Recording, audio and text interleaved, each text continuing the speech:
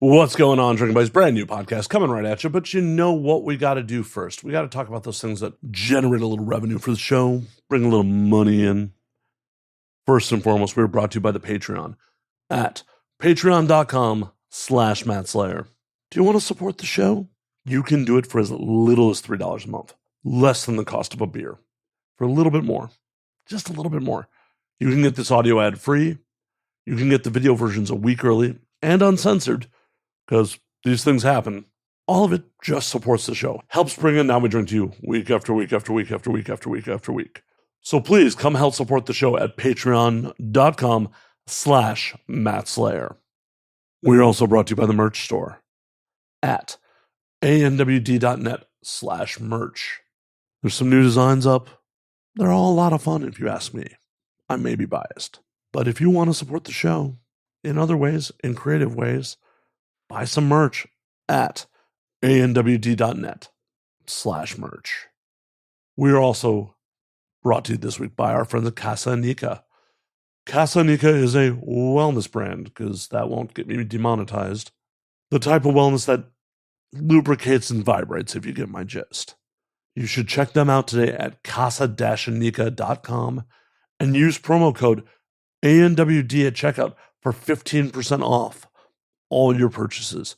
And if you make over $100 purchase and you're in the continental United States, they offer free shipping.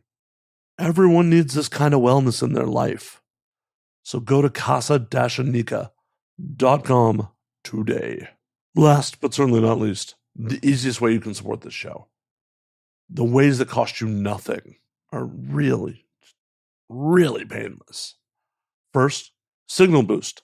Let people know about the show. Share posts. Comment. All of it helps drive engagement, drives traction, brings more drinking buddies to the party. The second, let's go to youtube.com/nowwedrink and subscribe to the YouTube channel. Also costs you nothing. And you get to see the video versions. You get to see my pretty face, because I know that's what you actually want to see. Appreciate the hell out of all of you drinking buddies. Here's to an awesome 2024. Let's get on with the show. My guest this week is the one and only Nina Nova. Nina is a year into the biz and is already just killing it. Absolutely just killing it. This was just a lot of fun. Nina's just a blast. I'm excited. I'm ecstatic to see where her career goes in the next 2, 5, maybe 10 years. Who knows? The sky is the limit for Nina. So sit back, relax, pop a cold one, and enjoy, drinking buddies. When aliens come to take over, they look at us like we're out of our minds now. We're gonna galactic makeover, and now we're thinking that they just might be right. I cannot wait for this whole world to end.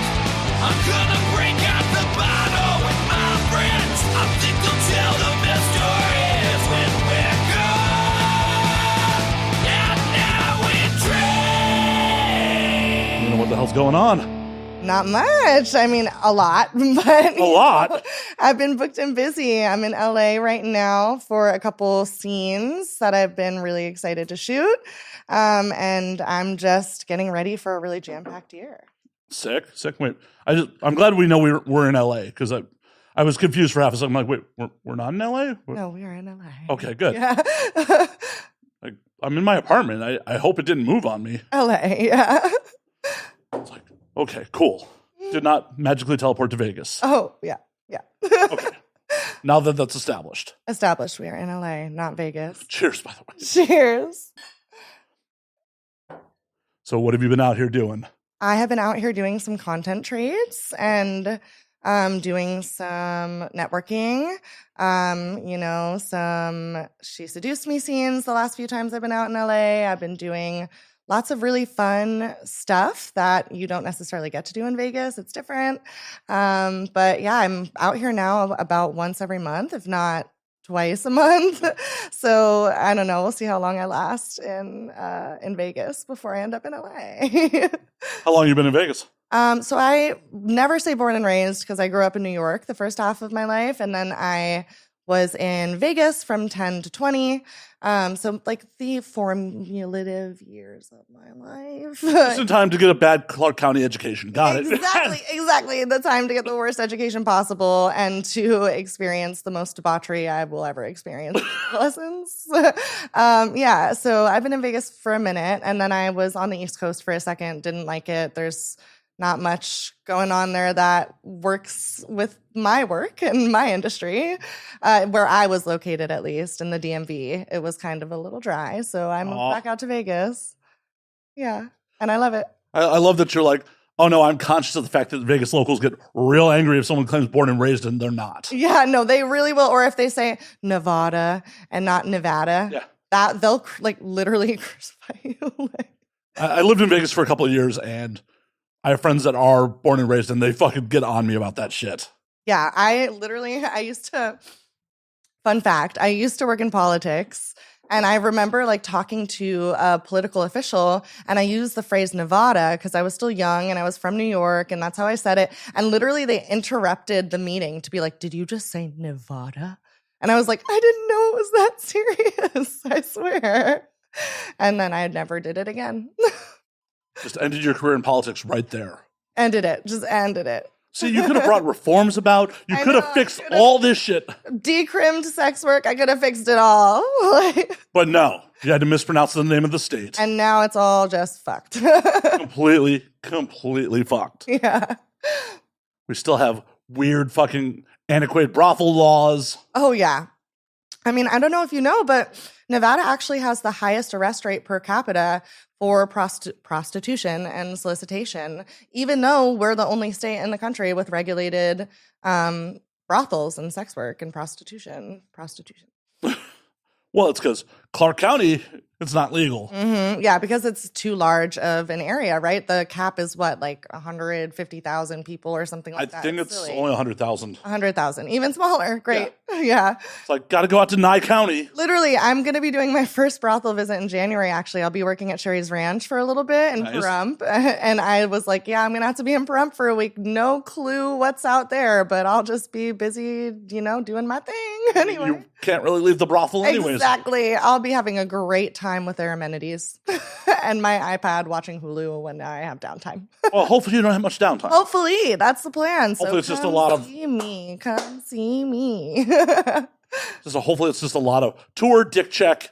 Yep, exactly. It'll be my first time at a brothel, so I'm very excited to see that, that field of the industry, especially since it's the only place in the U.S. you can actually engage in regulated full-service work. It's really fascinating, and I appreciate the added layer of safety that it provides. I'm super stoked. It's awesome, but it's also just weird that, if you leave the brothel for over 24 hours, you have to get retested and shit. Yeah, you're literally locked in for sure. You are kept there. And they always, they say they have a lot of great amenities, and I'm excited, and I've heard really great things about the brothel I'm going to. So I'm not, worried at all. But it is kind of I get a little, what is it, stir crazy? So we'll see how it goes. I'll be probably, FaceTiming people every downtime moment I have. Please, I'm in Pahrump and I'm stuck. What making you decide that you want to do it? Just for the experience, or? Well, a little bit for the experience, a little bit because I've dabbled in a lot of fields in the industry. I used to cam, I've done content creation, now I'm doing more mainstream work. I have done some BDSM work. And I really wanted to just expand my repertoire and see. And, I have a lot of fans who are really dope and who want to meet me. And I want to be able to do that in a safe and legal way. Without worrying them ruining your content trade? Yeah. So I'm really stoked. And, I love fucking. So, it didn't take much to convince me. I was pretty sold. I saw a lot of colleagues that were going over there. So I was like, no, this might be good for me. I should give it a try. We'll see how it goes. We'll see if I stick with it. But the plan is to, and to continue doing my mainstream work and my content creation and do a week here and there. But it should be really intriguing. I've never done it, so we're going to give it a go. Yeah, worst comes to worst, it's 1 week out of your life. Exactly. And if it bombs, it bombs. And then I know, and I've had the experience, and I can say, you know what, I did it. I worked in a brothel. So what's your sales pitch? Because from what I understand, a lot of that job is the fucking sale. Oh, yeah. Closing the deal. Yep. I mean, it all depends on the person. The sales pitch has to be tailored to the person you're talking to, right? So before I did porn, I used to work in marketing and communications. So I have a little bit of knowledge around that. And I had a concentration in communications for my bachelor's degree. So I actually love communications and marketing and like really figuring out what makes people tick. So I try to tailor the closing of the deal to the individual. So I don't know, like it depends on what their vibe is, like what, if they're nervous, if they're stoked, like it all kind of varies. How do you close a nervous guy who's never been to a brothel before? Oh, you have to play the sweet, innocent, like, I mean, at least how I've closed in previous instances of online sex work, it's like, they might be scared to admit that they're like, a client, right? They might be scared to admit that they're actually seeking services from a provider. Like, it's like there's a lot of stigma and like they might feel weird about it. So a lot of the times it's just like painting yourself as this like innocent girl who's trying to make money to go to college, like. But you already have a persona. You have like that. So that makes it a little difficult because like. It's different. I have a feeling the people who are going to come to see, I already have a couple fans who are planning to come see me. So I have a feeling the people who are going to be visiting me will already be revved up and ready to go. But I'm sure I'll have a few shy guys and I know how to get people out of their shells for sure. Nice. I have never actually stepped foot, but like one of my friends who's in Vegas, like has some family that's involved with one of the brothels. And then another buddy of mine was managing one of Hoff's old brothels. So like I've heard a bunch of stories. I've never like no firsthand experience on it. Yeah, I have no firsthand experience, except one time I got stranded in the middle of the Nevada desert next to a brothel, but I was like 17, so I had to stay in this weird alien superstore next door. It was like a mini market, and all the adults that were stranded with me because we were on a trip were in the brothel hanging out, and I was like, this is bullshit. I want to be an adult, and now I'm going to be an adult in the brothel servicing people. So here we are. Thankfully, they had a mini mart. That would have just sucked if you was like, I'm on stuck the side of the road, literally. Like, thankfully, the mini mart existed. Right? It's like at least refreshments. Yeah, I'm super stoked to have some firsthand experience. And I do a lot of sex worker advocacy, right? And I do a lot of work with collectives like SWADE, the Mutual Aid Fund for sex workers in need who need harm reduction supplies or microgrants. Check them out if you don't know them. So, doing a lot of sex worker advocacy, it's just like, it's going to be really, really interesting to see this like whole new field. Hell yeah. Yeah. Hell yeah.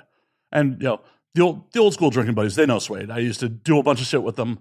Like they're great. They absolutely are. I'm angels that walk amongst us. I'm really bummed. Like I fell off and just wasn't able to like honor my commitment to be there weekly to help them raise money. Things happen, lives move on, and then other people come up and they get like trained up, and then they pick up the slack, right? Like we need new people to come in and to keep carrying the energy. For sure. They were sick of me anyways. It's cool. I doubt. They're like, Matt's, he's gone. Okay, cool. I doubt that. They're I know. So lovely over there. No, they're the best. Cody, Summer, they're the best. Tegan. So sweet. Honestly, hi, Cody and Summer, if you're listening. I adore you. Same. Like, we're supposed to get Cody back on. Just, it hasn't lined up when she's come through to LA, and I haven't made it out to Vegas in a while, so. Oh, you should come through. It's always a fun time. Are you going to AVN? Nope. Hard nope. It's one of those things where, like, I've done a lot of AVNs over the years. Yeah. A lot. And it was all fun and games when, like, I was roadieing for people and, like, just had to be in a booth. And the minute the show was over, I could just fucking get wild and have fun. Yeah. You were a booth babe? So, my audience has heard this, but how I got into the industry is I used to be a roadie for girls. Like, I used to... Mm-hmm. do convention servant and do like, feature gig shit like that. I was the dude who scooped dollars and brought the suitcase. And amazing. Important work. It kind of is. Yeah, I mean, it works.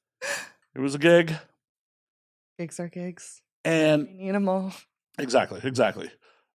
And it was one of those things where like, I used to have a lot of fun at ABN and being paid to be there. It's like, oh, cool. Awesome. Oh yeah, for sure. The last couple of ABNs I went to, like doing this, like the content I get there, I'm never happy with. I have people for like 10, 15 minutes. And that's not what this show is. Yeah, no. It's slam packed. Also, like, it's so hard because the first piece of advice I got about AVN was you have to stay flexible. You have to stay flexible. You have to stay fluid because things are going to change last minute. There's nothing you can do to avoid that. Like, you just have to expect that your trades might not come through. Like people are partying, people have other pre-arranged commitments. Like, so if there's anything I learned about AVN, it's those 15 minutes of fleeting time sometimes are all you get, and you better treasure them if you're networking and just keep it going. Exactly. But I'm not looking to spend the kind of money it takes for me to do AVN to get content I'm not happy with. Yeah, no. I just found out today that I'll be working AVN with Spank Chain, so I'm super excited, repping Spank Match.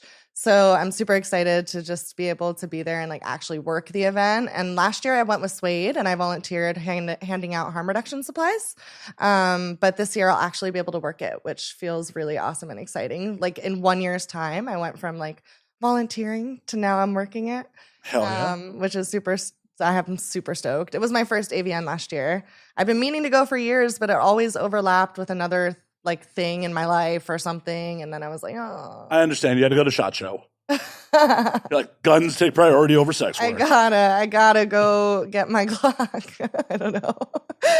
The years AVN was happening during SHOT Show was always the weirdest show. I can only imagine like what kind of crowds that could have attracted to the after parties, to the downtown, everything. Oh, hanging out at Circle Bar at Hard Rock, like with us and SHOT Show people at the same time. It was really, really weird. Oh, shit. This had to be like 2014 or 2015. I had people from SHOT Show like figure out that I was the roadie security for somebody, and they're like, dude, how do I do what you do? Like, I'm ex special forces. I'm like, you will be criminally underpaid for your skill set. Yeah. Don't do it, man. Like, don't do it. No one in the adult entertainment industry has ex special forces fucking security money. No, nobody does. Also, it's like, I find that a lot of times men just want to get into the industry to be close to hot women, right? They want to be closer to these hot ass bitches. And I don't blame them because we're dope. But it's like, look, go do some other security gig. You can get paid way better and, fuck hot bitches elsewhere. Right. And it's a lot less headaches at times. Like, yeah, I can imagine. I've definitely had some drama over the years. Oh yeah, this industry, like I appreciate this industry for the family feeling that it has and like the support that a lot of sex workers offer. But there is a fair share of drama that we cannot deny, as is in all families. Exactly. Drama. I mean, we were literally talking about some of the drama before we got on air. Yeah, literally. It just happens, and it's like people are people, and people are complicated, and you just have to keep it pushing, be professional, be amicable, and hope that they do the same. Right. And which is always the gamble. It doesn't always happen, but all you can do is control your own reactions. Mm-hmm. You can't control how other people are going to act. You can only control you. So it's like, exactly. If someone's going to be a crazy person, you're just like, okay, you're being a crazy person. Like I'm not going to match that energy. Right. Maybe when I was like 17 would I have matched that energy, and when I was 19 and reckless, but I am too grown now to be matching energy like that. I keep it pushing, and like I always say, like, just mind the business that pays you. And if you do that in this industry, you will have a much more successful career. If you're minding the business that pays you, you will be on track. 100%. And also, everyone gossips. So if you're like, that's the person that always causes drama, everyone will know. Yeah. Everyone will fucking know. And people don't think that people talk in this industry. I've realized that, like, but we all talk. People talk. We talk. We know what's going on. Like, we are gossipers too, like, in this industry. Like, oh yeah, as we were talking about before, and I was legitimately concerned before you got here. I was just like, oh boy, this may get weird. No, I'm just super stoked to be here, and it couldn't get weird, I don't think. I hope it gets a little weird. A little weird. Right. Exactly. Actually, it should get a little weird. A little weird. Like, a little weird. I pride myself on having the show that gets a little weird. No, it has to be a little weird. Right. But the stuff that we're drinking. Right. No, it's going to get weird. Let me get on my second drink. It'll get even weirder. Awesome. Great. I feel like I'm going to be censoring stuff in post, which, it's part of the job. Okay, well, tell me how to mind my P's and Q's. Oh, whatever happens. Like, literally, oh shit, this is like a year and a half ago. Had to censor someone's bloody panties because they're others like, I'm going to show the camera. I'm just like, no, you're spotting right now. Okay. Oh no. Mosaic blurs are your friend. Yeah, literally. Whoop. We love post. Pays the bills. It pays the bills. Yeah, we love when other people do posts. I love when other people do. Yeah, well, unfortunately, that's what I do in this industry these days. I know, and I respect you so much for it. I do not have that skill set yet, but I hope to get it one day. I hope to develop it. It just is a whole nother beast. Like I'm looking around and I'm like, oh, this is a lot to learn. Yeah, you like many other people when they show up for this are like, oh shit, this is an actual set. Yeah. I mean, I'm like not surprised because I know you'd make really incredible content.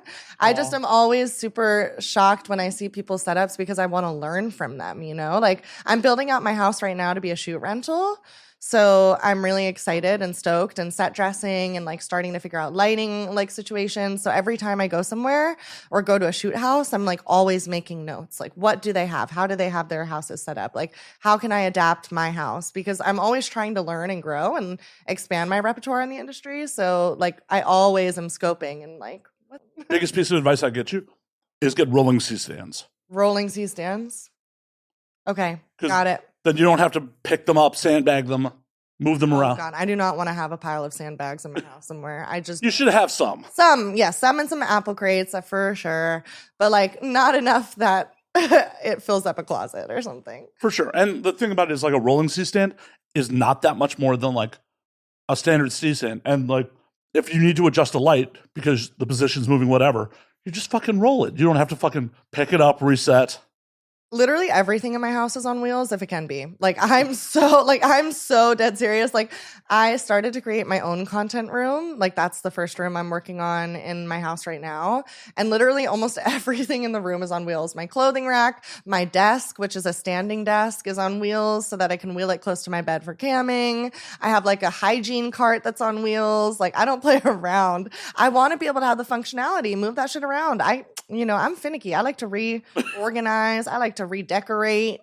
Like I can't be tied down. Like I get it. It's a good call. Yeah, the wheels are important to me. I be popping wheels on everything. Like boop boop. Well, especially if you're going to be using a shoot house, because like the last thing you want is, people to come over there and like, oh, it's someone else creating the content and like, hey, isn't that Nina's place? Yeah, to be able to clock it. Yeah. You want it to look good. And thankfully, I'm really lucky to have multiple rooms. So I'll be set dressing like all the other rooms and not using them at all. So like they're going to be really pristine, which is good because my room will be off limits because it's not always pristine. Hot girls have messy rooms, everybody. But the other rooms will be like solely for shoot rentals. So they'll be like always set dressed and pristine. I'm super stoked on them. So on the messy room front, do you pick it up when you like got a personal dick appointment coming?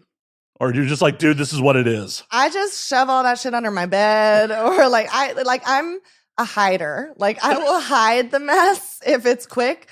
I remember one dick appointment I had when I was a little bit younger. I took home this like male go-go dancer from a bar, which, already, why'd I do that? Like, Hashtag Vegas. Hashtag Vegas. So I took home this male go-go dancer from the bar, and I remember like forcing him to stay in the living room because my room was such a mess. I was like, I need 5 minutes. And I just shoved everything under the bed, in the closet, underneath my dresser. Like, I was just like, oh my God, hide it. He knew at that point. He had to know. And you know what? Whatever. He still got laid. So. Well, and that's what the thing is. As dudes, unless there's like a hypodermic needle there, we don't care. Yeah, unless it's like a biohazard or something. Even a minor biohazard's okay. I've definitely fucked in some rooms where like, how old is that takeout, girl? Oh my God, no. Literally, it's its own microbiome or whatever. It's growing its own bacteria. Right. It's just like, I'm not going to touch that or eat it, but yeah, I'm still fucking. I'm still gonna fuck. Right. You're down, I'm down. The sandwich can watch. It's cool. The sandwich can watch. I'm dead. No, I feel that way about men. Like a lot of the men that I've hooked up with, like will leave food out, like as if it never needs to be refrigerated. Like they've never taken a food safety class in their life. Like literally leave pizza on the table for 2 days and still eat it. And I'm like, are you okay? They're strengthening their immune system. Yeah, or something like that. I don't know. Like, I'd rather them eat dirt than that. Like, go outside and roll around in the mud. Like, no. Come on. That man obviously has good genetics that didn't kill him. Literally something, a stomach of steel, because if I did that, no, I'd be out. No. Like, I'm very on my food safety. Except with vegan food, I'll admit, vegan food, I'm like a little bit less strict about. Like, I'll leave it out for a little. And I'm flexi-vegan. I call myself flexi-vegan. What does that even mean? I will tell you because it's actually funny because I say another kind of similar term for my sexuality. I like to say I'm flexi-lesbian too. Or like, here's how I phrase it when I try to explain it. I like to make vegan choices as often as possible. Just like I like to make lesbian choices as much as possible. I'm not great at either a lot of the time. Obviously, I make a lot of non-lesbian choices. And, you know, I'm never going to turn down a plate of food that somebody offers me. I'm not that kind of person. Like, if I'm in your home and you offer me a plate of food, like my mom taught me manners, I'm going to eat it, even if it's meat. And, you know, like if it's culturally significant to you, I'll eat it if it's meat. If it's up to me, I'm not. Let me go get that rare steak real quick. Oh, yeah, the bloody steak. Let's just fucking do it. I mean, that's culturally significant to me. Okay, and then I guess I'll do it.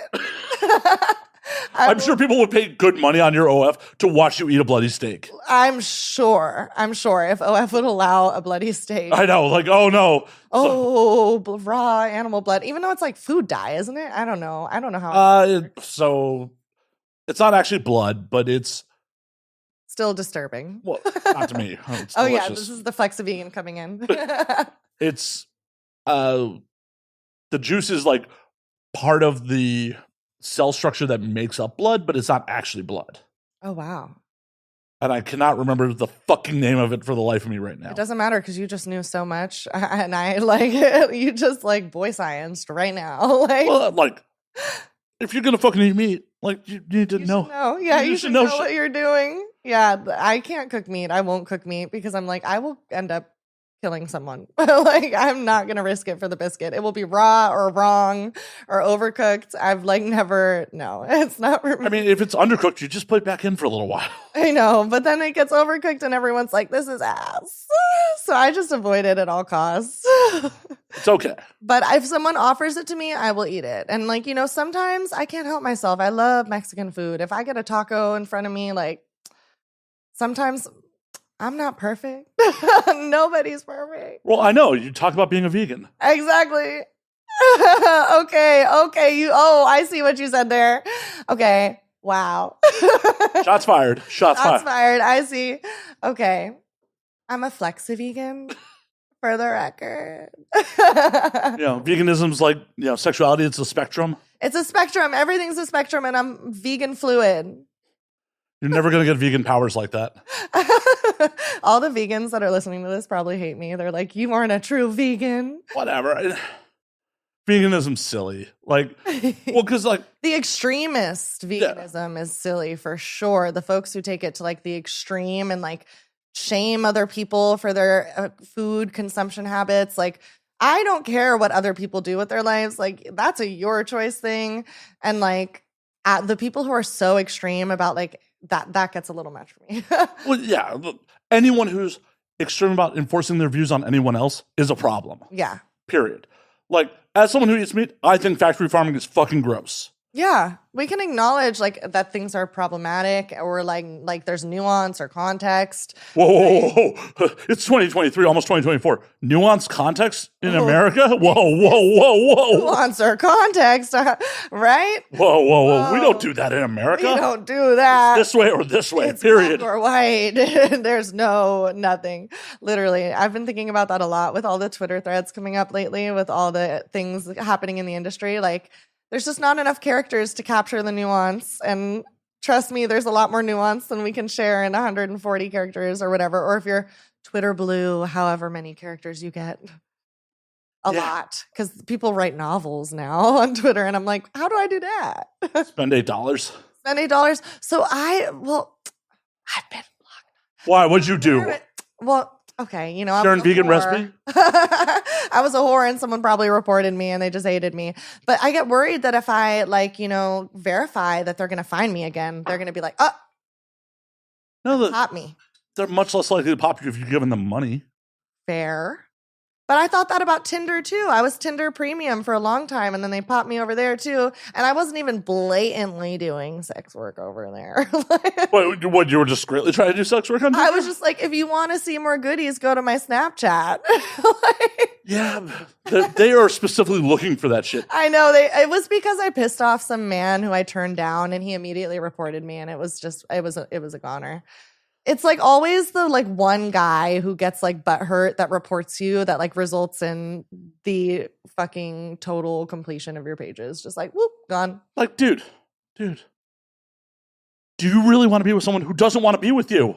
Literally, find something better to do with your life. Oh my God, it's like, she doesn't want to, she's not interested.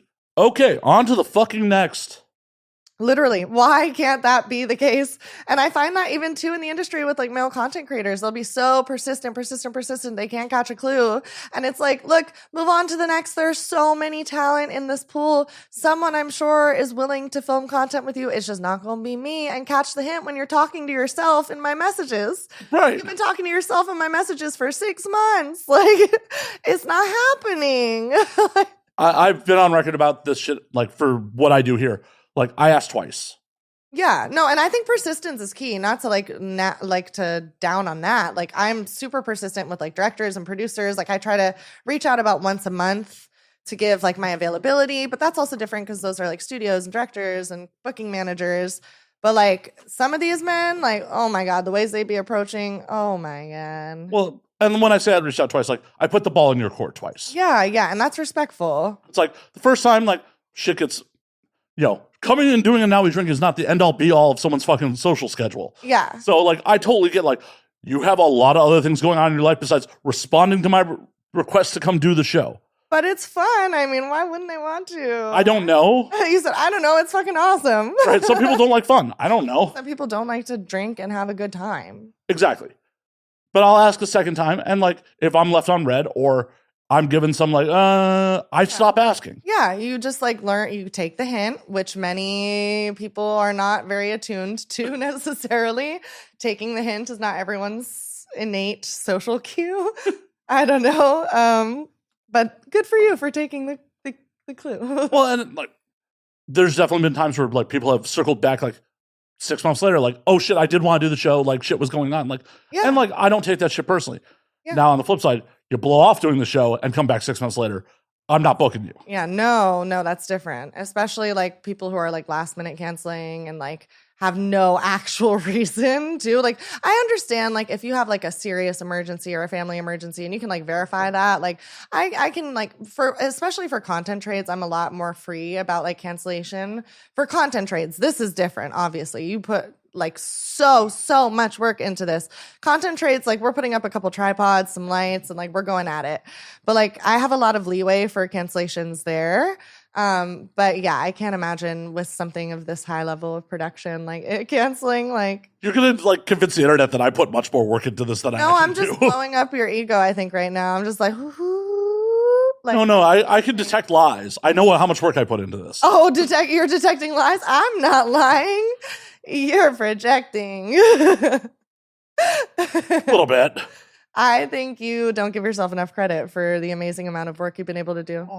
Aw, thank you. I appreciate that. Hopefully AVN acknowledges me again this year. Hopefully. And the fact that you've been acknowledged already, right, says a lot. And if they don't this year, then like, fuck them. I mean, they will. Period. Manifest that. It's not manifesting. They will. You said, I just know it. Seeing as I'm having a member of AVN staff on before the award show, yeah. Oh, yep. That's how you got to do it. It's all who you know, too, a lot of the time. I mean, I'll just duct tape him to my balcony until I'm on the ballot. Yeah, literally just, casual. It's casual crimes. Casual torture. Like, I'm not going to starve him. Okay, so it's not total kidnapping and abduction. No, just minor. Misdemeanor. A misdemeanor, yeah. We only ever shoot for misdemeanors around here, right? Like, right. Yeah, no felonies. No felonies. Actually, the motto of the show is don't admit to crimes on the internet. So that was a joke. I'm not admitting to crimes on the internet. Yeah, FBI agents, anything I say is always a joke if you're listening. Definitely was not trying to sell that ass on Tinder. Yeah, never was trying to do that. Don't even worry about that. Like, I always make that joke, like, when I tweet something, like, or no, not even when I tweet, like, I'll text, like, my friend, like, oh, like, I'm so mad. Like, I want to beat this person's ass. And I never mean it because I'm really pacifistic in, like, my actual life. And I'm, like, also, like, I don't know, frail and small. Like, I never mean it, but every time I text that, I immediately follow it up with like, FBI agent, I'm kidding. Please don't come to my house. That's totally admissible in court. Like, I put the disclaimer, FBI agent, I'm kidding. I did, I swear. It's a joke. It's a joke. It's just a joke. See, what you need to do is get in with Rachel Wilson, who's a comedian, and her father's the DA in Vegas. So, all right. You got free game right now. I don't know her. I just know people that know her. That's the free game, though. Now I know who to know. Right? Now I know who to know. So if the FBI agents ever come knocking on my door, I'm prepared. You're just like, I'm only like 2 steps away from the DA in Vegas. At any given point, like, I'm not committing that many criminal acts, everyone. Or any. I'm not committing any criminal acts. Yes. I believe you. Totally believe you. Weed is legal in Nevada. That's which I never thought was going to happen. You didn't think so? Do you know the Representative Tick Seeker Bloom in Nevada? I do not. So he was one of the people who like spearheaded. I can't believe I'm talking about this. This is so goofy. Who spearheaded like the weed decriminalization legislation. And it's so funny because if you would go into his office in the Capitol building, he had 420 memorabilia and weed memorabilia plastered all over his literal legislative office in the Capitol building in Nevada. Like it was like a stoner man cave. Yeah, but no one goes to Carson City. It's fine. Yeah, no one goes to Carson City. No one's going to know. I remember like being there on a trip once to like lobby him about some political thing. And I remember looking around and I was so young. I was like, wow, this is wild. He's boldly who he is. And that was before it was like, regulated and like legal. He's always been about it. I honestly thought the casino and the liquor lobby was going to be yeah. way too strong. But then again, the liquor lobby got their piece where it's like, oh, a liquor lobby representative has to transport it. Oh, I didn't know that. Unless they changed the law when they first enacted it. Of course. So like a liquor distributor had to transport it. So like one of the dispensaries that had an on-site grow, they had to have a guy. Just show up and walk it down the hallway? Literally. Vice, I think Vice covered it. Literally, this dude's whole job was to walk it from one end of the hall to the other. What? I want that job. You're like, fuck the sex work bullshit. Fuck this. I want to walk down a hallway back and forth. I mean, carrying a lot of weed. Okay, I don't got that much upper body experience. I mean, you would in time. I would in time, but do I want it? I don't know. You get to work for the liquor companies and have access to all the weed you'd ever want. Okay, fair. You're making points. I do love liquor and I do love weed. So, which one do you love more? Oh. I'm asking the hard questions.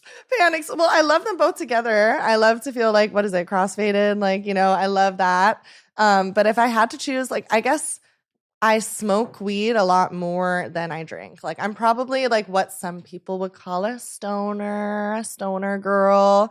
Like I'm the kind of person that will smoke at the end of the day. Like I might wake and bake if I'm not working that day. Like if I'm working, I'm laying off. I'm not doing that because I like to have a clear mind, obviously. And it's necessary to have a clear mind when you're on set. You can't be under the influence. It is? Oh, shit. Well, this is different. Yes, there will be no sex here. There will be no sex here. Just graphic descriptions of it, maybe.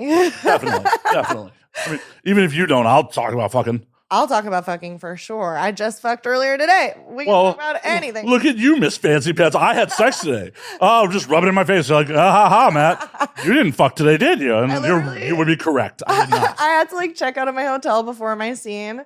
And I remember getting in the car and I was like, I can't shower. I think I smell like sex. Do you think he's going to know? I'm like, I baby wiped. Don't worry. I always do a quick, thorough baby wipe. But I'm always like, I feel like I smell like sex every time I leave a porn set. And I definitely have to. Like, there's a smell. There's a scent. Whatever. Like, people know what they're signing up for. Like, yeah, this is the industry. Right. Like, oh my God, you smell like sex. Oh my God. Oh my God, I invited a porn performer onto my podcast and they smell like sex. Right. Like if you smelled, Oh, if you were just like, if I was just like, I could smell you from here, it'd be like, whatever. Like it comes with the territory. There's a reason it's leather seats. Oh, true. I didn't notice. I don't need a wood stain. Yeah. Oh my God. Yeah, I need to think about that too for my shoot rental that I'm making. Like, what fabric am I using and how will getting stains out of it work? Leather is your friend. Oh, I hate leather in the summer in Vegas. Imagine sitting on leather in the summer in Vegas. I have. Oh, yeah. Okay, fair. Like, just run the air conditioning until it's time to fuck. Okay, fair. And like, you can't tell me you don't have a place with air conditioning. Oh, I definitely have central air. But I'm getting a new couch right now that has washable cushions, and it's a darker colored couch. So But that sounds like a lot of effort.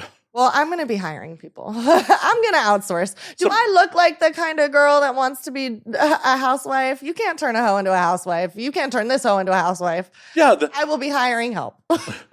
That's a hustler's move. Generously. It's a hustler's move to clean your shoot house. That's not housewife shit. It is a hustler move, which is why I'm outsourcing that hustle. Some poor task rabbit has to clean your fucking... No. Like, I'm going to pay them generously and tip very well. I have very strong feelings about making sure service workers and are treated with the utmost respect. What's the proper gratuity on cleaning up cum stains? I guess I will have to find a cleaning company that is very comfortable with the industry, or I'm going to ask around. Actually, you're making a really good point. Is that 20%, 25? Yeah, I think I'd have to give a bigger tip if that was happening, or oh my God, squirt stains. Oh my God. Or it's just squirt projectiled all over the rug. Oh my God, I've had that happen on set before.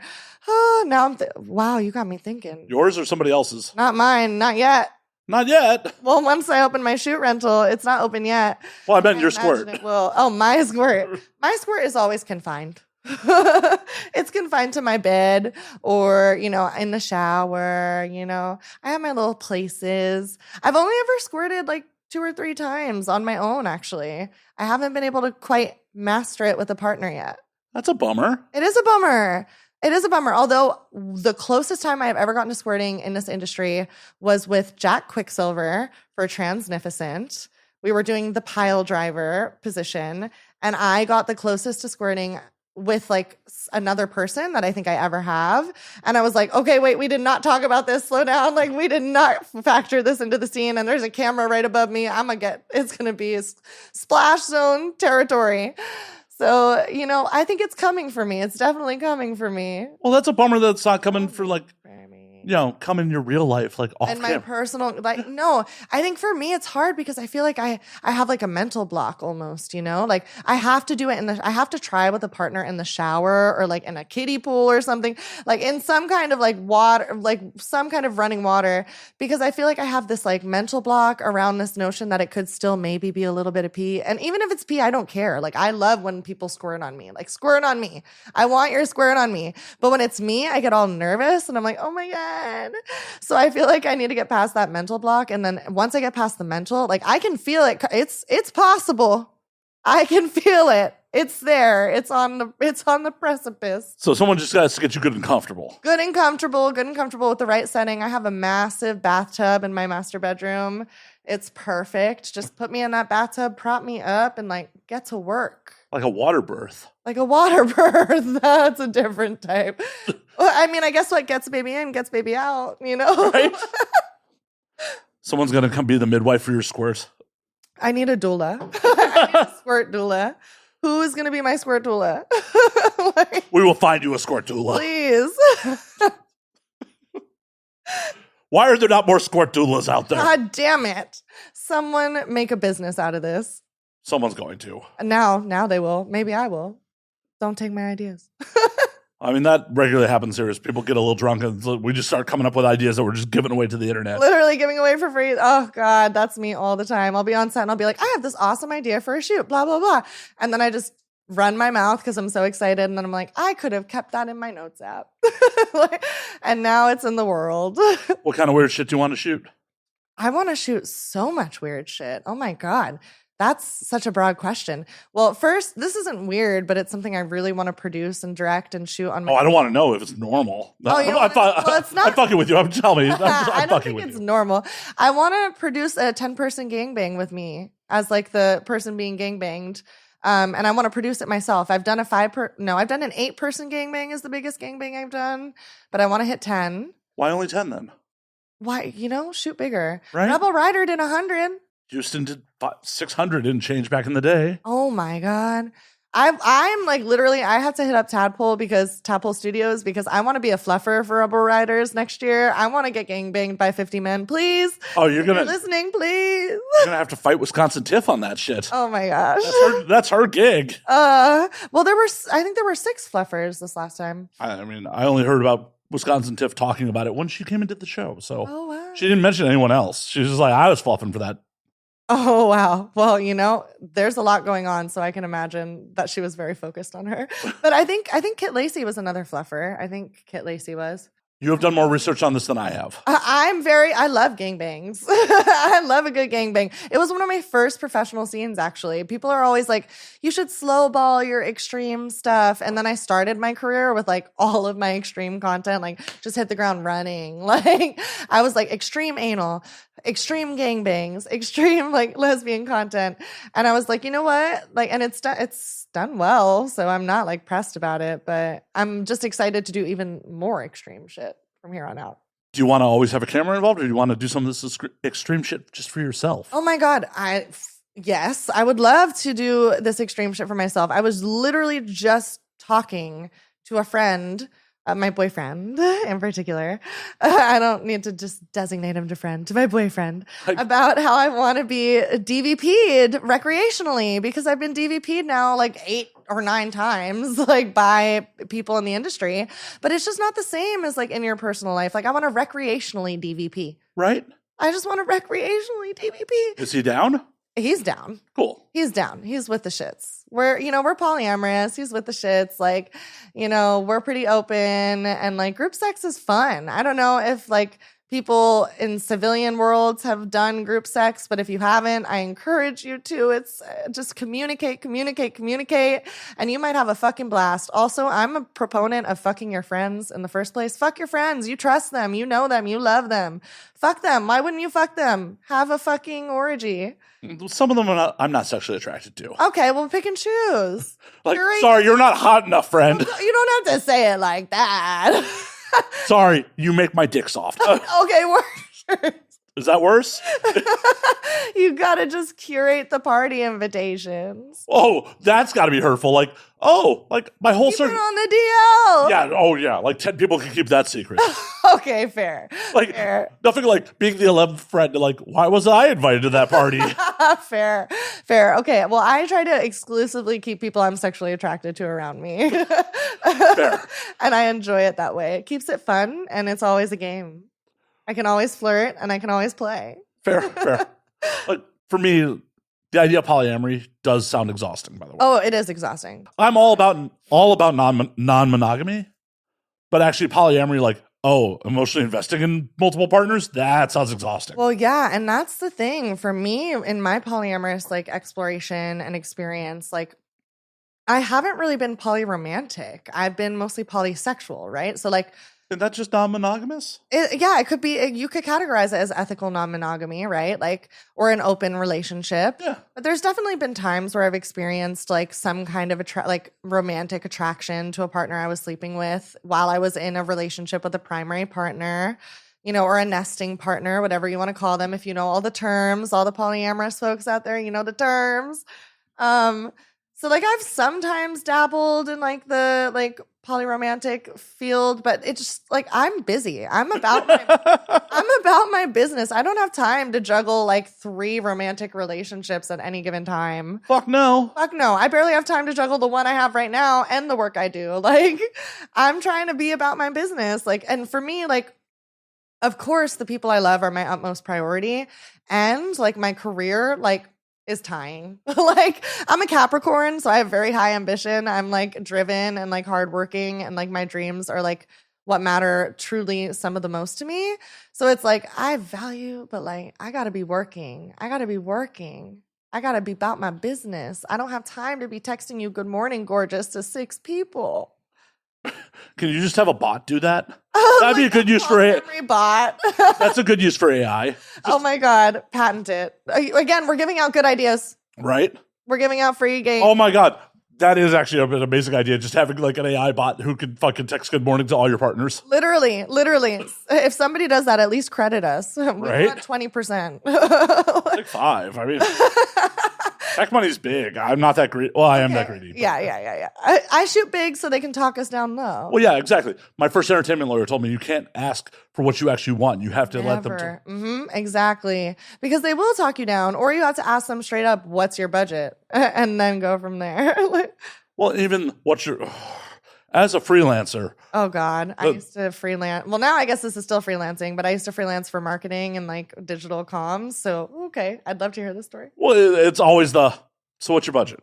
Uh-huh. Well, what's your rate? What's your budget? What's your rate? Like back and forth. Because they want you to lowball yourself. They want you to say a number that like is low key lower than the budget they have.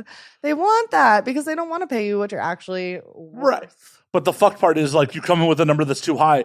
Half the time people don't realize it's a negotiation. They're just like, never mind then. Exactly. And that's why I always say, even in like now in this industry, when I tell people my standard rates, I always say like, look, this is negotiable. Like we can communicate, we can talk, we can see if there's an arrangement that would work. I always try to stick to industry standard rates, I'm not trying to like... You're not trying to throw out 5,000 a scene? No.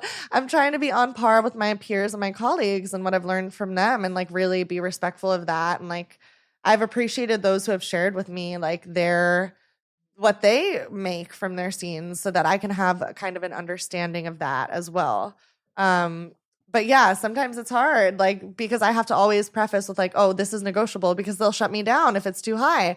Like I had one person shut me down because they were saying that the East Coast just doesn't pay as much as the West Coast and I'll never get booked out there with my rates. And I was like, these are industry standard rates. This cool. Is not, like, I just won't get booked with you then. Goodbye. Right. Like, I don't need your substandard fucking... If you're not making enough money to pay industry standard rates, why the fuck would I want to shoot with you? Exactly. Why?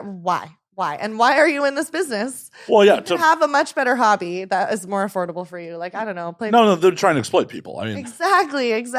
And that's something I saw on my Twitter thread today, or my Twitter timeline today was literally like, just how many people get into this industry looking for better, like more access to like exploit or take advantage of people, which not always is the case, but there are those like select few people who do. I mean, it is the case for 99% of the time. Like I had one of the biggest sweethearts in my mind in this industry once say to me, this is an exploitive business. Mm-hmm.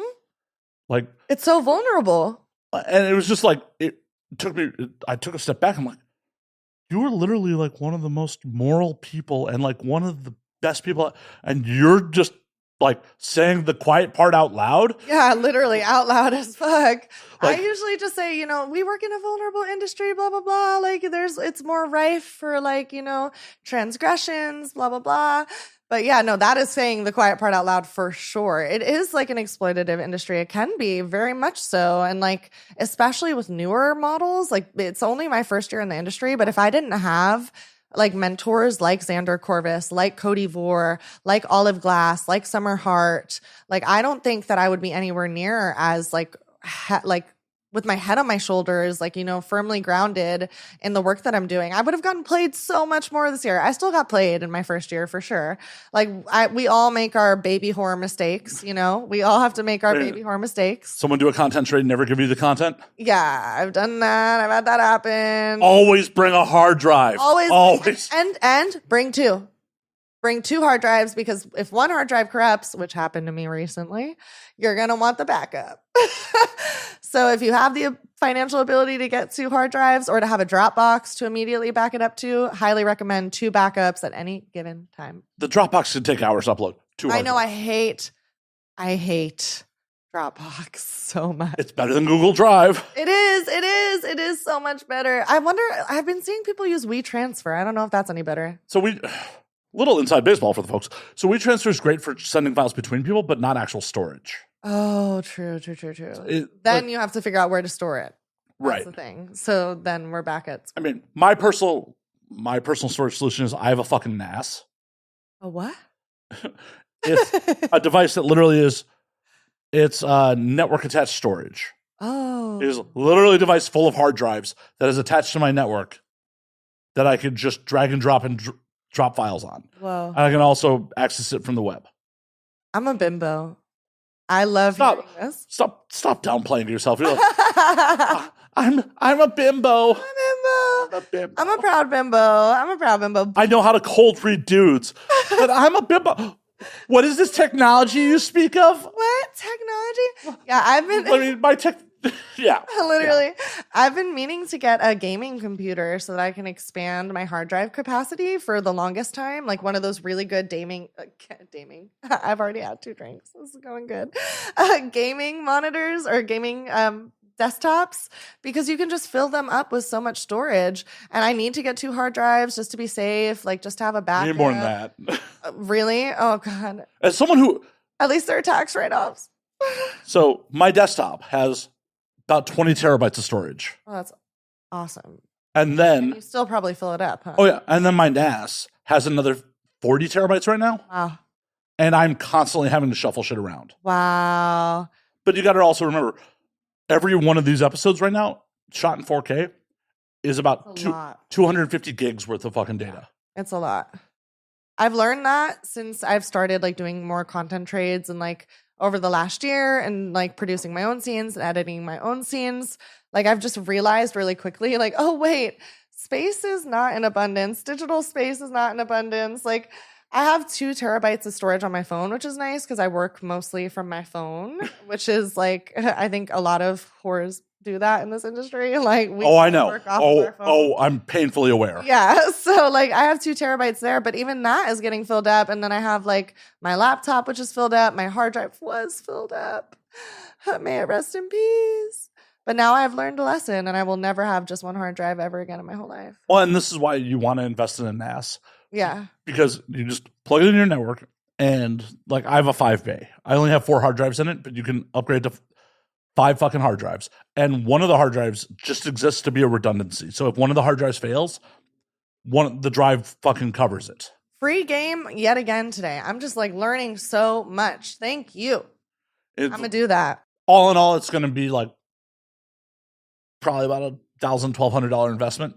But you're never going to have to fucking worry like, oh shit, where the fuck did my content go? Yeah, no, because that's way more than $1,200 lost if you lose all your content. If you think about it, it's well worth the $1,200 investment to save the thousands of dollars worth of content that you have stored in your hard drives. And the beautiful part is like the fact that you can access it remotely from the web. So you're just like, that's awesome. Oh, I'm in Prague, fucking shoot. I need to grab this content. Just log into your fucking NAS back home, fucking drop it. I mean, it may take hours to transfer it, but as it goes. But you at least can do that. Yeah. Yeah. I need to do that for sure. Because I'm not very like digitally organized nor like physically organized as a person.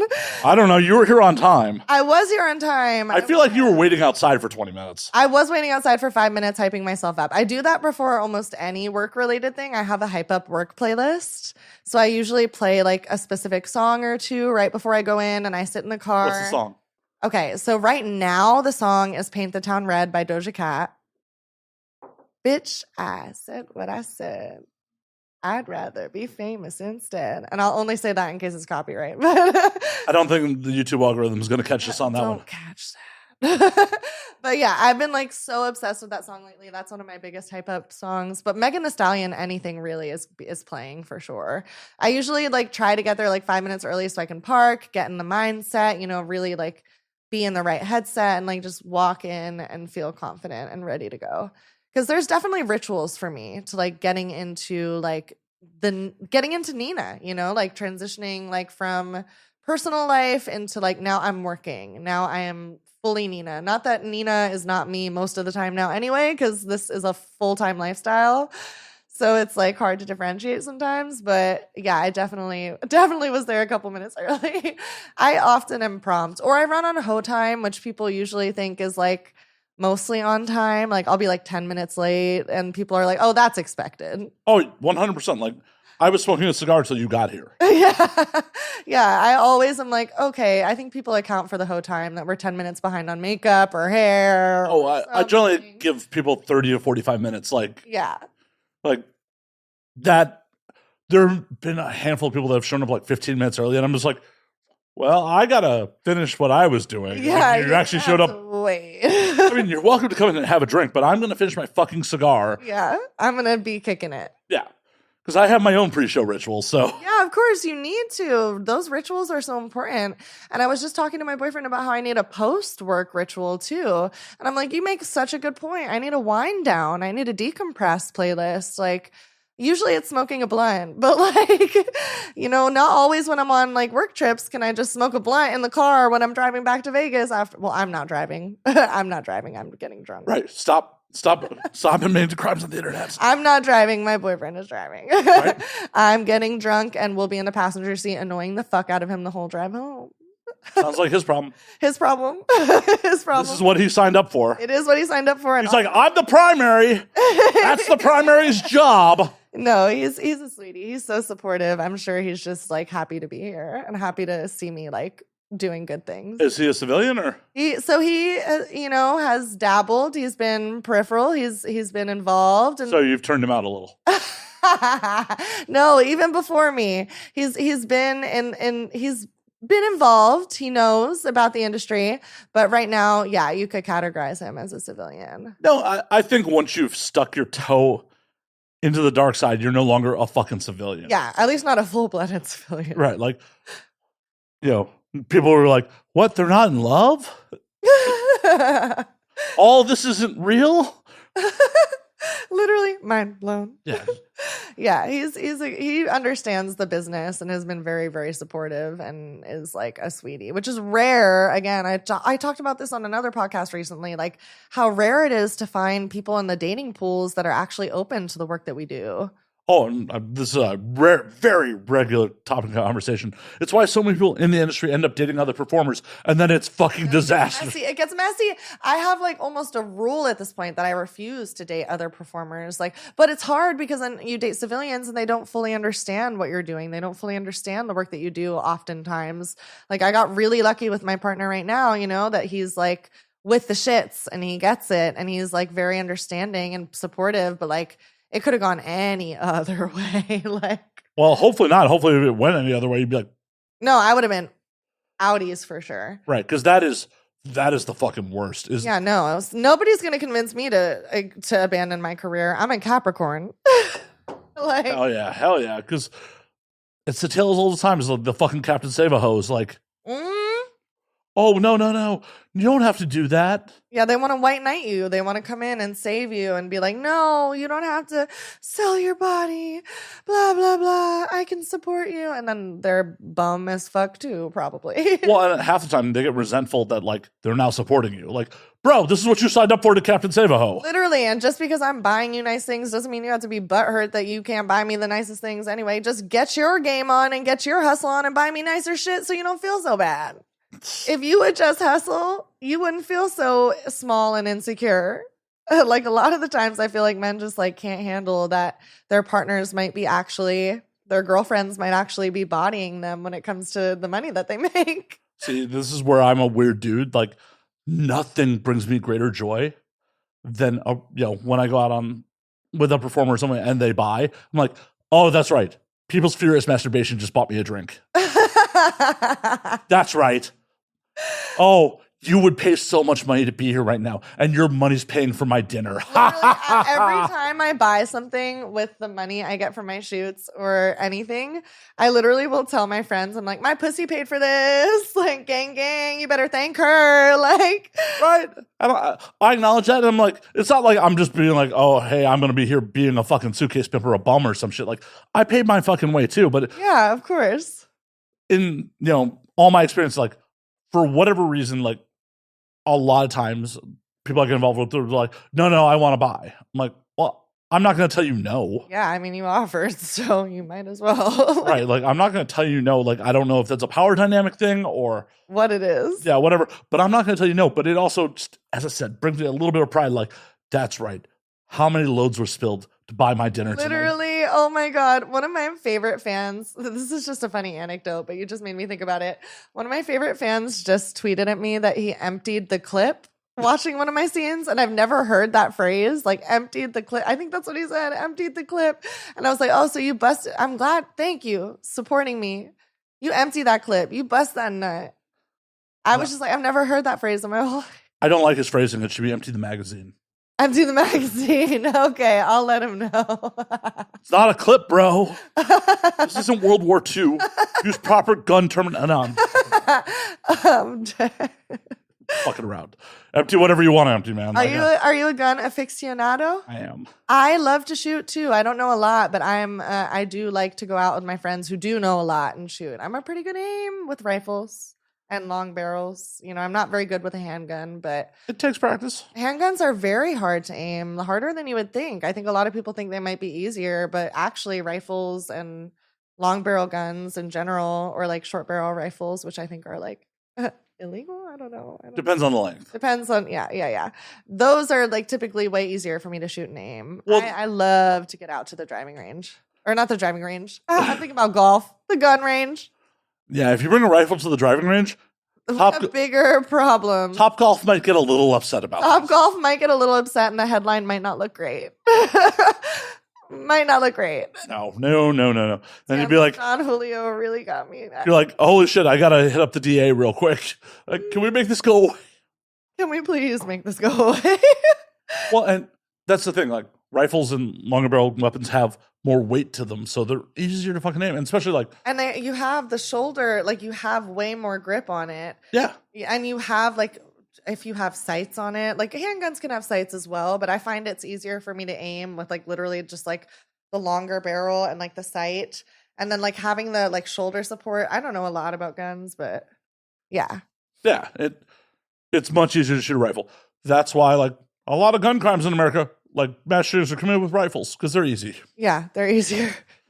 Also, it's really easy to shoot people that aren't shooting back. But anywho, Oh God. We live in such a fucked up world. right?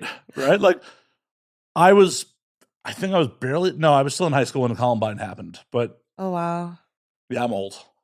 I didn't mean to say, oh, wow, in your age. I was like, oh, wow, that must have been like really a challenging experience for you to like to have happen, you know? Like, Well, it was also one of those things where, like, that was one of the first of its kind, though, right? It was like, definitely one of the first publicized ones. And, like, yeah. I was a metalhead kid who wore a trench coat. So, like, I caught some shit. Because, yeah, it happened once, and, like, every school was like, oh, it could happen again. Who's the school shooter here? Like, who's going to be the one? Yeah. Yeah, no, I used to do some work around gun violence prevention as well in my previous life. And yeah, I used to do a lot of work, and I have some friends who are from Sandy Hook, and like, yeah, wow, it's wild the way that the world has gone. What does my mom say? It's gone to hell in a handbasket. I'm not really sure it has. I'm just thinking. Really? I think we're just more aware of it. Oh, I should tell my mom that. Because it's not like Her. school shootings definitely happened before Columbine. Yeah. But because it's so much, like, we have such access to knowledge and it's such instantaneous shit that used to be regional stories get pushed nationwide via Twitter. If not international. Right. So people hear about this shit, and, like, a lot of these fucking mass shooters are fucking copycats. These are people that 25 years ago probably just would have, self-deleted in a basement somewhere. Yeah, also a lot of them are being radicalized on the internet, and the internet wasn't the same, but not to say back in the day, but like back in the day, like the internet wasn't the same. Now we have all of these like radicalization kind of like Reddits and like forums and like that are really radicalizing young men in particular to engage in like really wild acts of violence. It's really fascinating. We're totally on a whole nother. I mean, that's what happens here. That is definitely what happens here. I love to talk this shit though. I will always talk my Well, and that's the thing. It's just like, dudes need to just take some ownership of their own fucking shit. Yeah, for real. I literally was just talking about this. I was like, can men just have support groups and talk to each other? Can men just talk about their emotions? Because I was talking to my boyfriend about how like men lie so much about cheating. Like, I feel like it's not exclusively a male issue. Like, women cheat, women lie as well. But men are pretty notorious for like lying about cheating and being dishonest at times. Not to shit on men, but to reasonably shit on men. It's not even a reasonable showman because there's no social stigma with us cheating amongst our peer group. Like, it's almost like paraded. Right. It's like, oh, look at that. I hit that. Yeah, you're bagging bitches. Right. It's the weird dichotomy of like, oh, if I have 100 bodies on me, I'm a player. You have 100 bodies on you. You're a fucking whore. Yeah, exactly. Exactly. And I was just talking about it and I was like, if men would just talk to each other and like, I don't know, share their emotions and their secrets that they bury for years on years on years, maybe we wouldn't be in this position. Like, I just wish men would talk to each other more healthily and like, share your feelings, please. Especially in the industry, talk to each other and share your feelings and learn how to be better men. Like, God, we need like an industry male performer support group where people like learn how to be better to their co-performers. Well, yes. Yes, we do. Yes. Yes, we do. But the problem is like, it takes a special mindset to get into this industry and actually be successful at it. Absolutely. So, as not someone who ever wanted that job or actually could do that job, I don't personally know what that mindset is. Yeah. And there are some good dudes out there. Absolutely. I know so many. But also, were they always good dudes? Who knows? Some of them exactly may have had to evolve to being a good dude. Like every dude, at least anecdotally, as a dude, every dude at some point has done some shit where it's just like, man, in hindsight, that was probably fucked up. I mean, every person too. Right. That like every person, especially men, but every person has done something in their life that they can look back on. Hopefully, if they have the self-awareness and be like, actually, that was fucked up or problematic, and I should check that. And I think it's just harder for men when they don't have anyone to process that with or to like see a role model of another man who's done it well, like processing and unpacking that and like figuring out how the fuck to like move after that. Like, I've like known some performers. I've recently started saying like when I talk about performers, like in my experience, they were respectful because I know that not every experience is the same. Like I could have someone who's respectful to me during my scene and then the next person, they're not respectful to them. So I've started to shift my language around that. But it's really just like if men would just talk to each other and share their emotions and check each other, like instead of like all the women performers having to be the one to call out the bullshit all the time, if the male performers would step up and like be a little more vocal and be like, yo, dude, just like chill, let's have a conversation, let's have a group, let's talk. Well, it could change the game. It definitely could, but unfortunately, like sometimes we're just fucking unaware. Like Yeah. as a dude who's been in this industry for over a decade, like I've heard allegations against people I know, and it was just like I'm blindsided by it. Yeah. It's like, really? Good people can do bad things, and bad people can do good things. I mean, not to good say and bad is not. It's a dichotomy. right. I Well, don't wanna once buy into again, that. nuance. Exactly. There's nuance. No one is neither good or no one's good or bad. I'm We sure do there's things. We I'm make sure there's choices. someone who has something kind to say about Harvey Weinstein out there. Yeah, I'm sure. I'm sure there's one person. One person, and it might be himself, but Right. But, But I get what if you that fucking monster has someone who yeah, like there's so much nuance to it, and that's why it's important, like that before people make all these big fuck ups, we're actually like supporting environments where hopefully male performers in this industry can come together and like talk about the ways that they work with their co-performers, the ways that they approach their co-performers, the ways that they interact on set. And I don't know if I've ever seen that. Like, I don't know if I've ever seen any like male specific support, like, or peer groups in the industry. it's one of those things where like I've talked about this 100 fucking times. There's no porno 101. Yeah, no, we're all figuring it out as we go. Right. And if you have a decade plus of shitty behavior and everyone's tolerated it and everyone's like Yeah. celebrating you, even though you've been shitty. Look at fucking Ron Jeremy. How many fucking decades Yeah. did Ron exist? Yeah. And it was the worst kept secret in the industry Yeah. of him just being shitty. And there are people who I'm sure many folks know of in this industry right now who are like charting that same path, right? Like just generally really shitty, but like are still given accolades and like praised for their work. But in actuality, they might not be the safest person to perform with. Yeah. You know, and it's like terrible. And like a lot of times people are forced to perform with people who aren't safe to work with because they need the check, you know, especially if you're a survival sex worker, right? And you need that check, you need that scene. Like it makes it really complicated. And then you also have the judgment from other performers who are like, why would you work with that person? But it's like, if you need the check at the end of the day, you need the check. Like, Well, and then can't pass judgment on you for doing what you need to do to survive. Like, I agree, but and you also add in the fact that you get people who will, on one side, like a bunch of people like that guy is the fucking devil, and then you will have a bunch of people who have not had bad experiences with it. yeah, he's Like, so sweet. He's the best. Like how could you? That person's making up lies about him. Yeah, yeah, and then you have the like he said, she said, back and forth. I don't know, like, and I'll name this one because I've seen this one come up a lot, and I feel like there's been a lot of like allegations, like the Heaven POV. Like he in particular has had multiple allegations come out against him and was still heralded for a really long time, you know, and was still like really popularized. And like, you know, there were so many allegations that came out against him and it was still like oh, well, it's a he said, she said situation. But in actuality, we just need to be really careful about the people that we invite into these vulnerable industries because if people are getting hurt, then like, we have a responsibility to our fellow sex workers to protect each other, right? Like, but it's also who do you trust? How do you trust them? Right. Like, how do you figure out who to trust? Right. Like, okay, this person's said, I know the story about Heaven POV, but I don't know exactly like how long he was in. Yeah, Like, I don't know how long he was in, but long enough to do some really weird shit. That is what I've heard. Weird is an understatement, actually. But that's what I've heard. But it's like, say you're getting in year one. Yeah. And this is an established site. Yeah.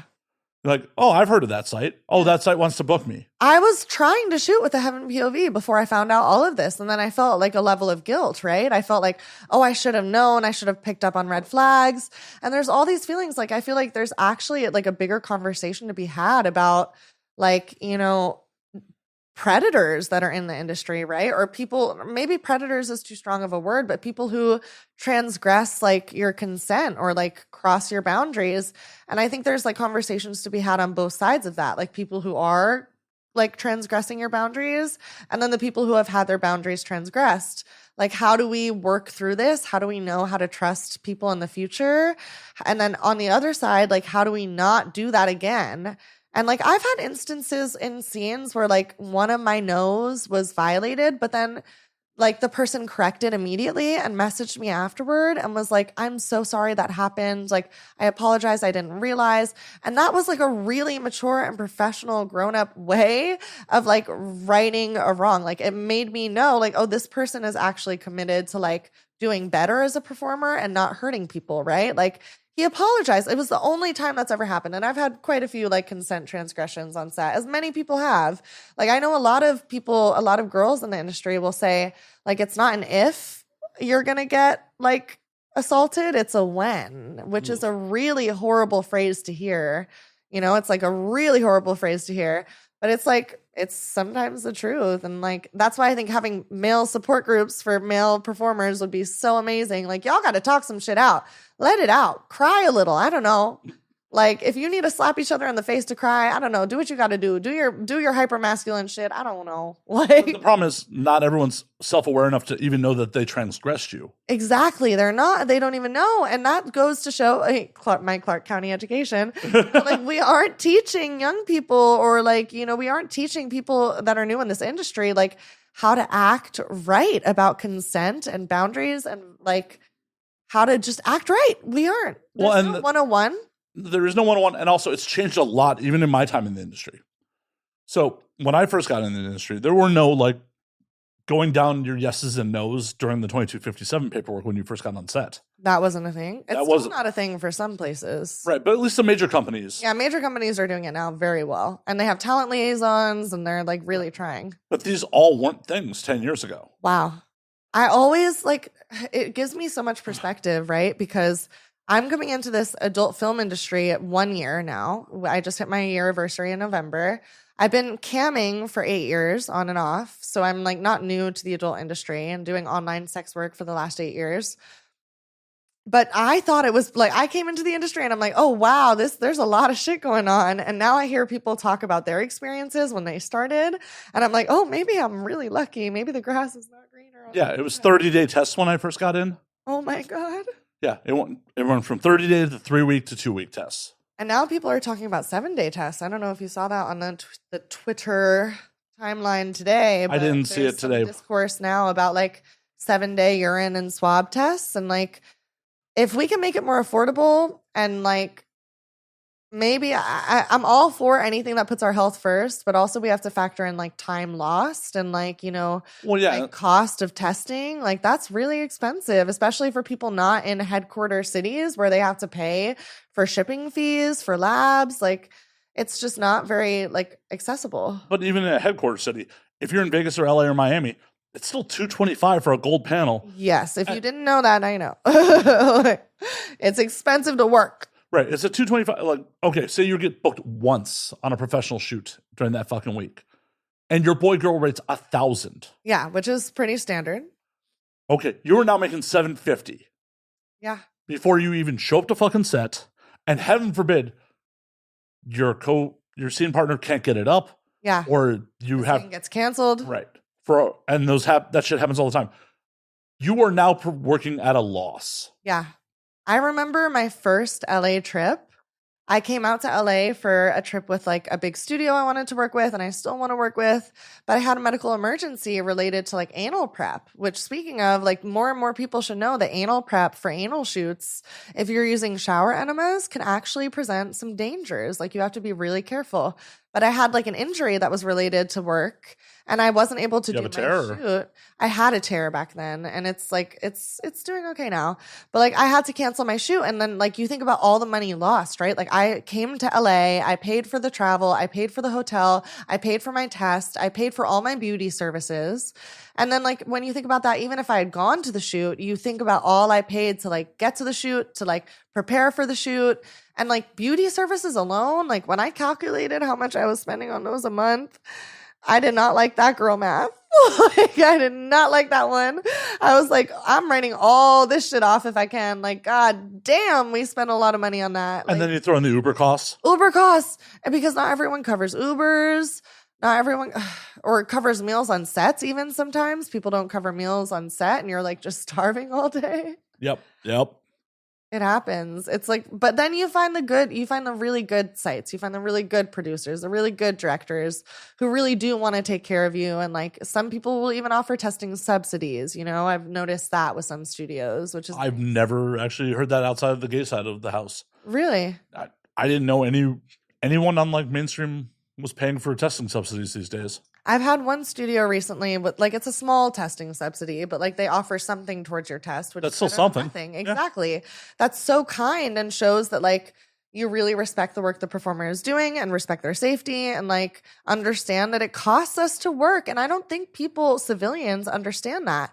It is actually like it's not necessarily quick money or like a quick stack. Like you pay to work in this industry. And if you don't break even that month, you just don't break even.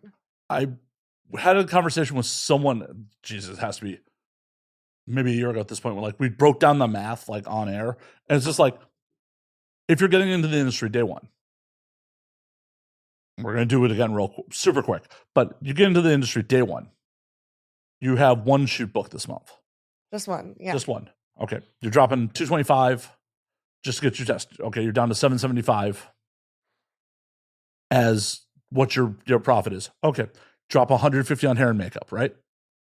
That's a conservative estimate? $150 on hair and makeup? Yeah. That's conservative, yeah, for sure. Call it $2. Okay. Are you talking about nails too? Okay, $3. $350. Okay, we're at $350. Maybe $400 if you're getting a pedi too. Okay. And Brazilians, if you're getting your Brazilian done, add another $100. Okay, so we're at fucking $725 of your $1,000 scene. Yeah. Now you have to get yourself to and from set. Uh-huh. Which could be, depending on where you're coming from, could be an extra fucking 150 round trip. Yeah. If you're like flying into LAX and you have to get to somewhere, or even if you're in like, Oh, I'm just talking about straight Ubers. Like I'm not even talking about like a flight. I'm talking just the Ubers. Yeah. LA Ubers. I don't know about those. right. Like, because if you were coming from Hollywood to the Valley at the wrong time of day, that's a $50, $60 ride. Oh my God. That's why I always drive. I'm like, I will take my own car, please. And thank you. But you're making like maybe $100 profit. Yeah. And then that scene gets canceled. You're SOL. Yeah, you're out of, even if you get a kill fee, it isn't going to make up for what you've already spent. I mean, like in my experience, I've had a few shoots canceled and I haven't gotten a kill fee. Like when they give kill fees, that's nice, but the kill fees are small. They're not covering that $750 that you just paid preparing for the shoot, right? Like, and we don't get sick days either. If you get sick, like in November, I came down with the flu, just the flu. I tested for COVID every day. I was like, is this COVID? I almost wanted it to be COVID so it'd be done quicker because the flu just lasted forever. I was like, please just let it be COVID. My God. But it was the flu and like a sinus infection. I was out of work for like 2 weeks and I don't get sick days. That was just lost money. I must have lost several $1,000s worth of shoots in a couple weeks. Just being sick. Exactly. And if you have an agent, you're paying an agency fee on top of that. Yeah. Yeah. And I'm self-booking, so thank God I don't have to worry about that yet. But like, I could not imagine. And yeah, if you're outsourcing work, if you're outsourcing like management of your social media, if you're outsourcing like assistant work for uploading content, like all of that adds up. And like, if you miss a shoot, like if a shoot gets canceled, like everything can go haywire. 100% you can end up in the red real quick. And I noticed that. And I remember like feeling a little bit bad about it in my first year, right? Like I had one LA trip that like totally like flopped, right? And I was like so down about it. And then I started to look up like successes of, or like, you know, average annual earnings of small businesses in their first year. And I was like, actually, no, this is pretty on par. Like I'm running a small business and it's going to take time for me to break even. It's going to take time for me to like get to a place where I'm making the amount of money I want to. And now I'm getting to a place where I am and I'm really grateful. It's been about a year. I'm like much more financially stable than I was earlier this year, which is exciting to say. And I have so many more opportunities opening up to myself this year in 2024. So it's like, I'm grateful for that. But yeah, if you don't break even, you are just screwed. Well, and everyone who's out there working a 9 to 5 and a fucking W-2 job doesn't think about the fact that like, oh, as you said, you get no vacation time, you get no sick time. None of that. No insurance. You have to pay for your own insurance. You have Right, to pay for everything. You have to pay for an accountant or someone to handle your fucking tax. Oh my God. That is the hose pitfall right there. I've watched so many girls fucking not put shit aside for their taxes. They're like, oh yeah, I'm fucking killing it. And then it's like, oh, you probably shouldn't have bought those Louis Vuitton bags because the IRS wants their fucking money. 22% away just in case. And then if you have extra, then spend it then.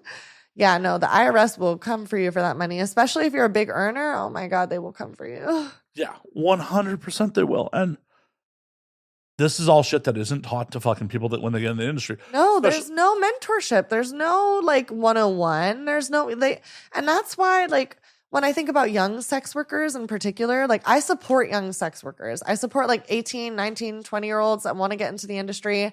But I say that with a disclaimer that I wish we had more mentorship, we had more education, we had more supports, we had more labor protections because like, I mean, you're vulnerable at any age for exploitation and you're vulnerable at any age to like experience like, you know, you just don't know what you don't know. And I wish we had more mentorship involved in the industry so that like people would know like there's still stigma around sharing what your rates are in the industry. Like people don't always want to share their rates. They don't. And the problem is also who do you trust? Like exactly. If you fall in with the right people, like you fell in with the right people, so you're doing all right. If you had fallen in with the wrong people, who knows? Completely different story. Yeah. You could have fallen in with some dude who's like, oh yeah, 500 is a good boy girl rate. Yeah. And like, where do you reference that? Where do you fucking be like, No, that dude just gave me Yeah, there's bad. not like a Reddit forum necessary. Maybe there is, but I can name exactly who told me industry standard rates to make sure that I was getting paid appropriately, and it was Summer Hart. Summer Hart sat me aside and was like, "Don't let them play you. This is what you should be getting paid.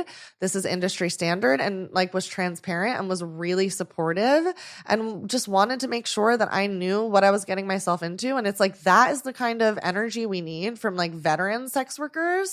And not judgment passed on younger sex workers because, oh, you're too young, your frontal lobe isn't developed, you don't know what you're doing. Then offer some assistance. Like for me, when I was camming at 18, it saved my life. Like you can't deny that sex work has the power to change people's lives and save them, like literally save people's lives. So how can we pass judgment on like a 19-year-old for trying to get into the industry rather than offer them support and guidance? Well, I don't think we should pass judgment, but I am the first person to try to talk people out of doing sex work. Yes. When I got into sex work, I got tricked into going to a cam studio when I didn't need to. So I signed a contract with a cam studio. I had a house that I could have cammed out of. It was stupid. I got played because my friend got a referral fee if I signed away a bunch of my rights. Like literally like and I remember she only told me the pros, never the cons. She only told me like the good things about the industry, about camming, about like how much money you could make. And she never told me what it actually was like. And I'm like, for me now, having been in the industry and having cammed for so long, like whenever I talk to people about getting into the industry, I'm like, here's the pros. And also here's the long list of cons that you need to recognize, because this is a serious and vulnerable industry. Like, and if you don't know what you're getting into, like you need to. Whenever I get civilian friends who are like, oh, I'm thinking about getting into sex work, I give them nothing but the cons. Fair, because also if they're a civilian friend who's like, I kind of want to do sex work, they probably don't actually have, like, I don't know if they're actually mentally prepared for what it takes. Right, and that's why I give them nothing but the cons. Yeah, because, like, maybe you're not going to survive. Right, like, if I give you nothing but the cons and you're still like, yeah, I think that might be for me, like, okay, then I'll think about helping you. Yeah. But otherwise, like, I'm just going to be like, yo, first and foremost, this is a lonely place. Like, lonely. Yeah. Your likelihood of finding a supportive, healthy partner, slim, pretty fucking low. Yeah. You may not make that much fucking money. The average OF creator makes $160 a month. Exactly. And people don't think that because they see the OnlyFans girlies who make like, 5 figures a month, if not more. Like, oh, like look at how much Black China made on OnlyFans last year, whatever, millions of dollars, blah, blah, blah. It's like getting into podcasting because Joe Rogan made $100 million from Spotify. Yeah, literally. Like, do you think you're Joe Rogan? Do you? Like, no matter what you think about his content, he's pretty fucking famous. Yeah, literally. There's so much that goes into it, and like you're probably not gonna break even immediately. Like there's cons, there's risks involved, heavy risks.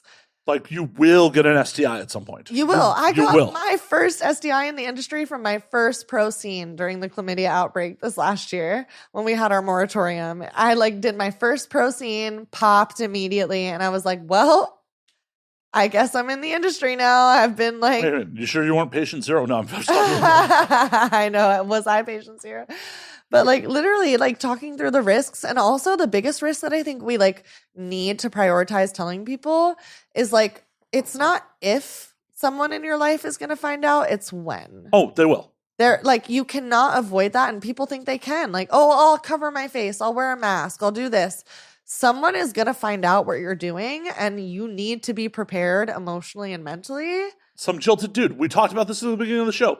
Some dude you say no to is going to have his ego bruised and will fucking go out of his way to try to hurt you because you said no to him.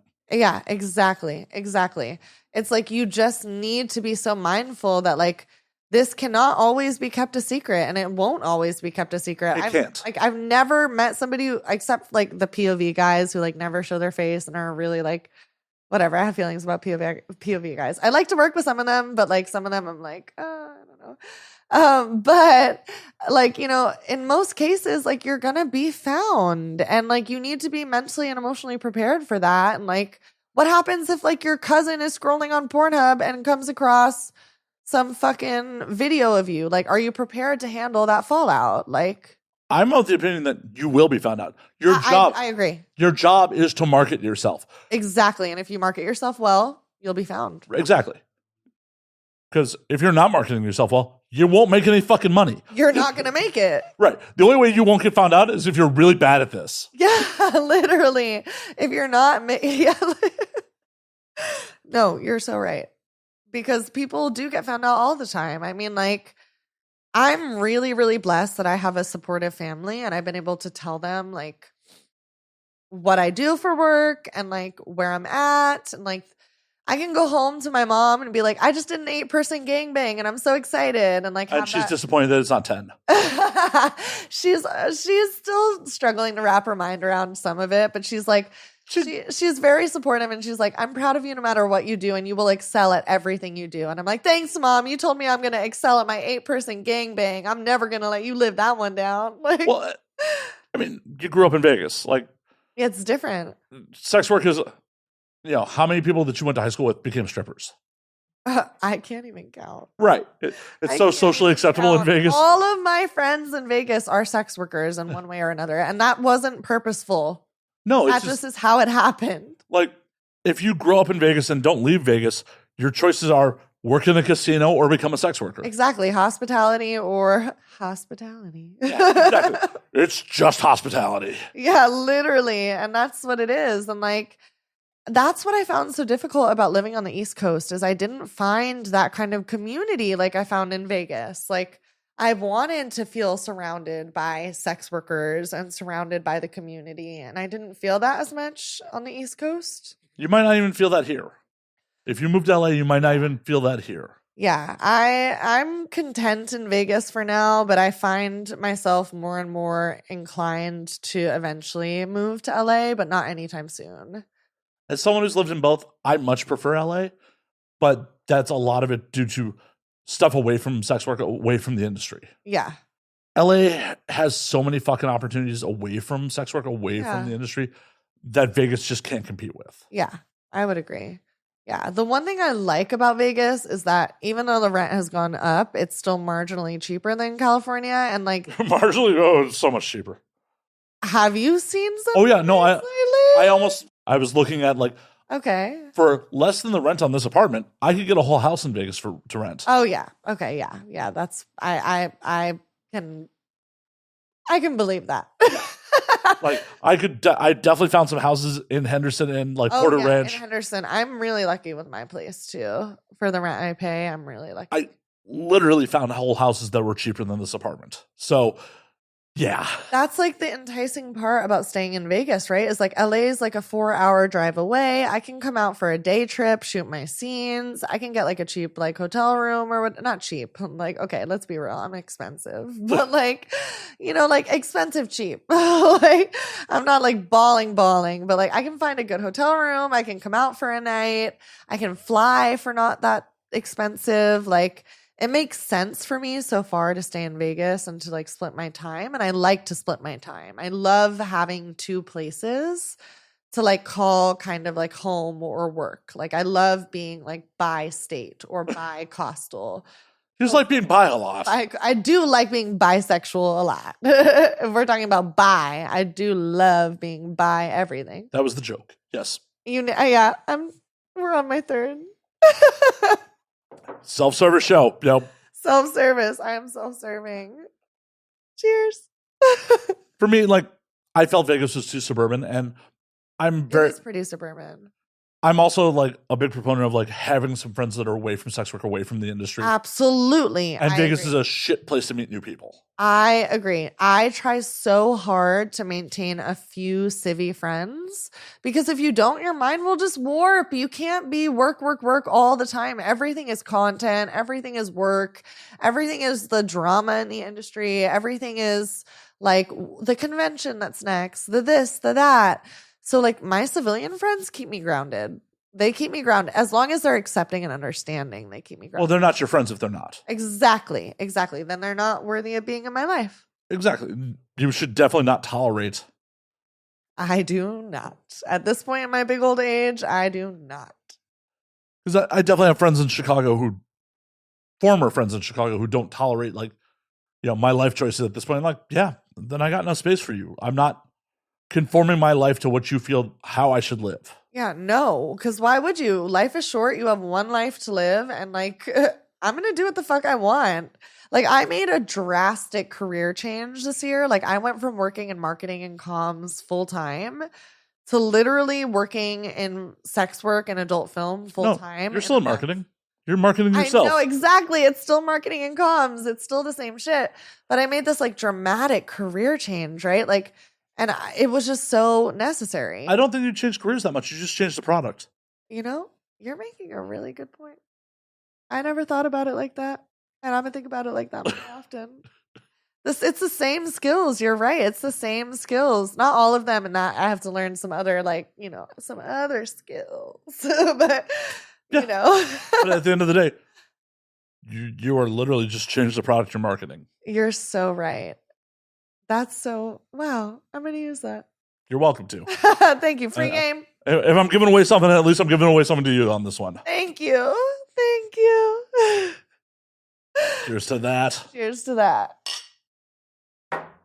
Oh, yep. Let me not be bad. But, and that's another thing that people don't think about when they think about getting into sex work.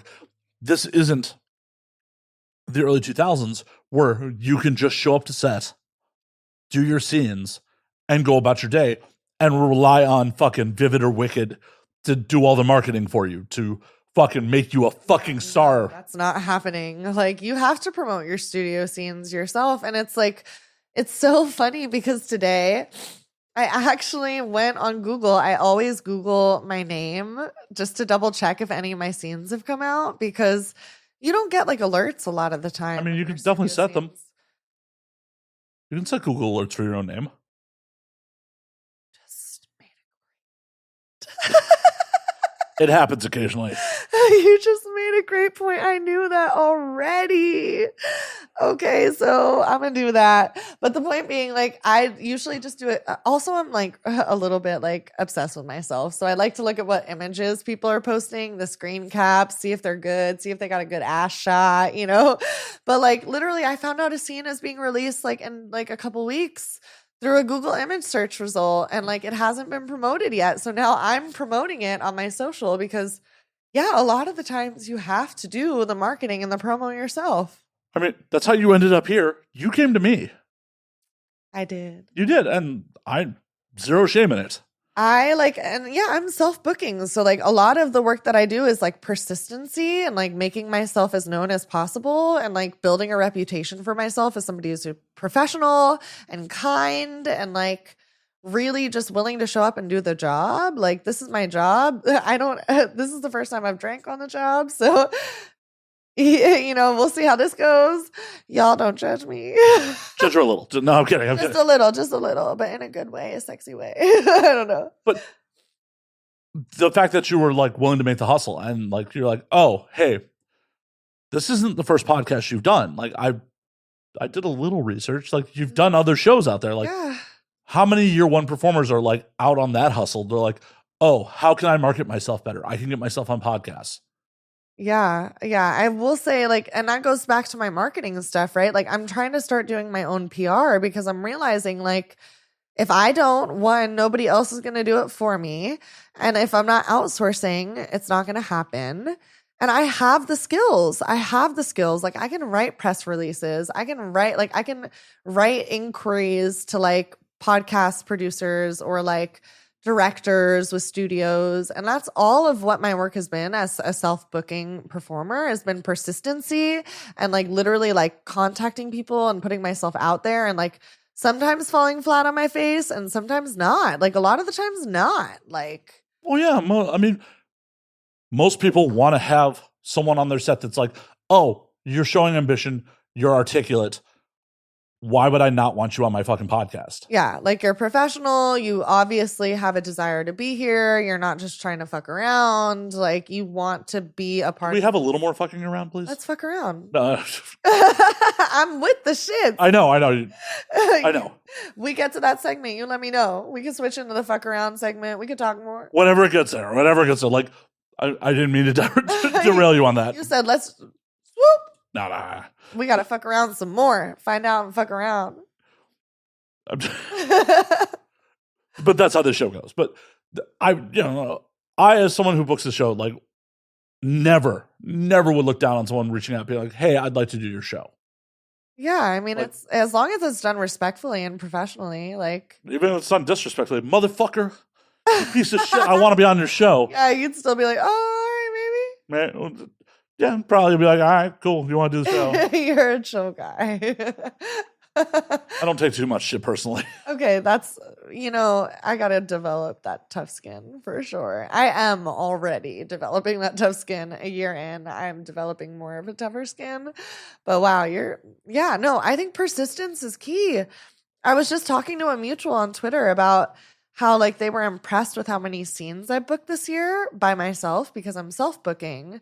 And I was like explaining, I was like, persistence is key. You just need to make yourself known to these people, like as much as possible. Like let them know your availability. Kind of be a little, not annoying, but like I'll message directors once a month and be like, here's my availability for the month. Would love to shoot with you. Right. And that's the whole message.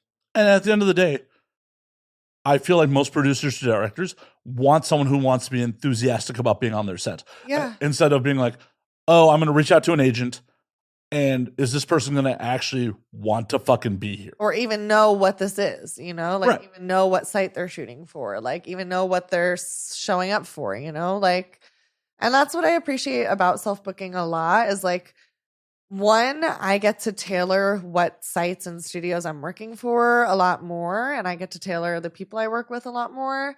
And also, I really do like the challenge of figuring out how to do this shit on my own.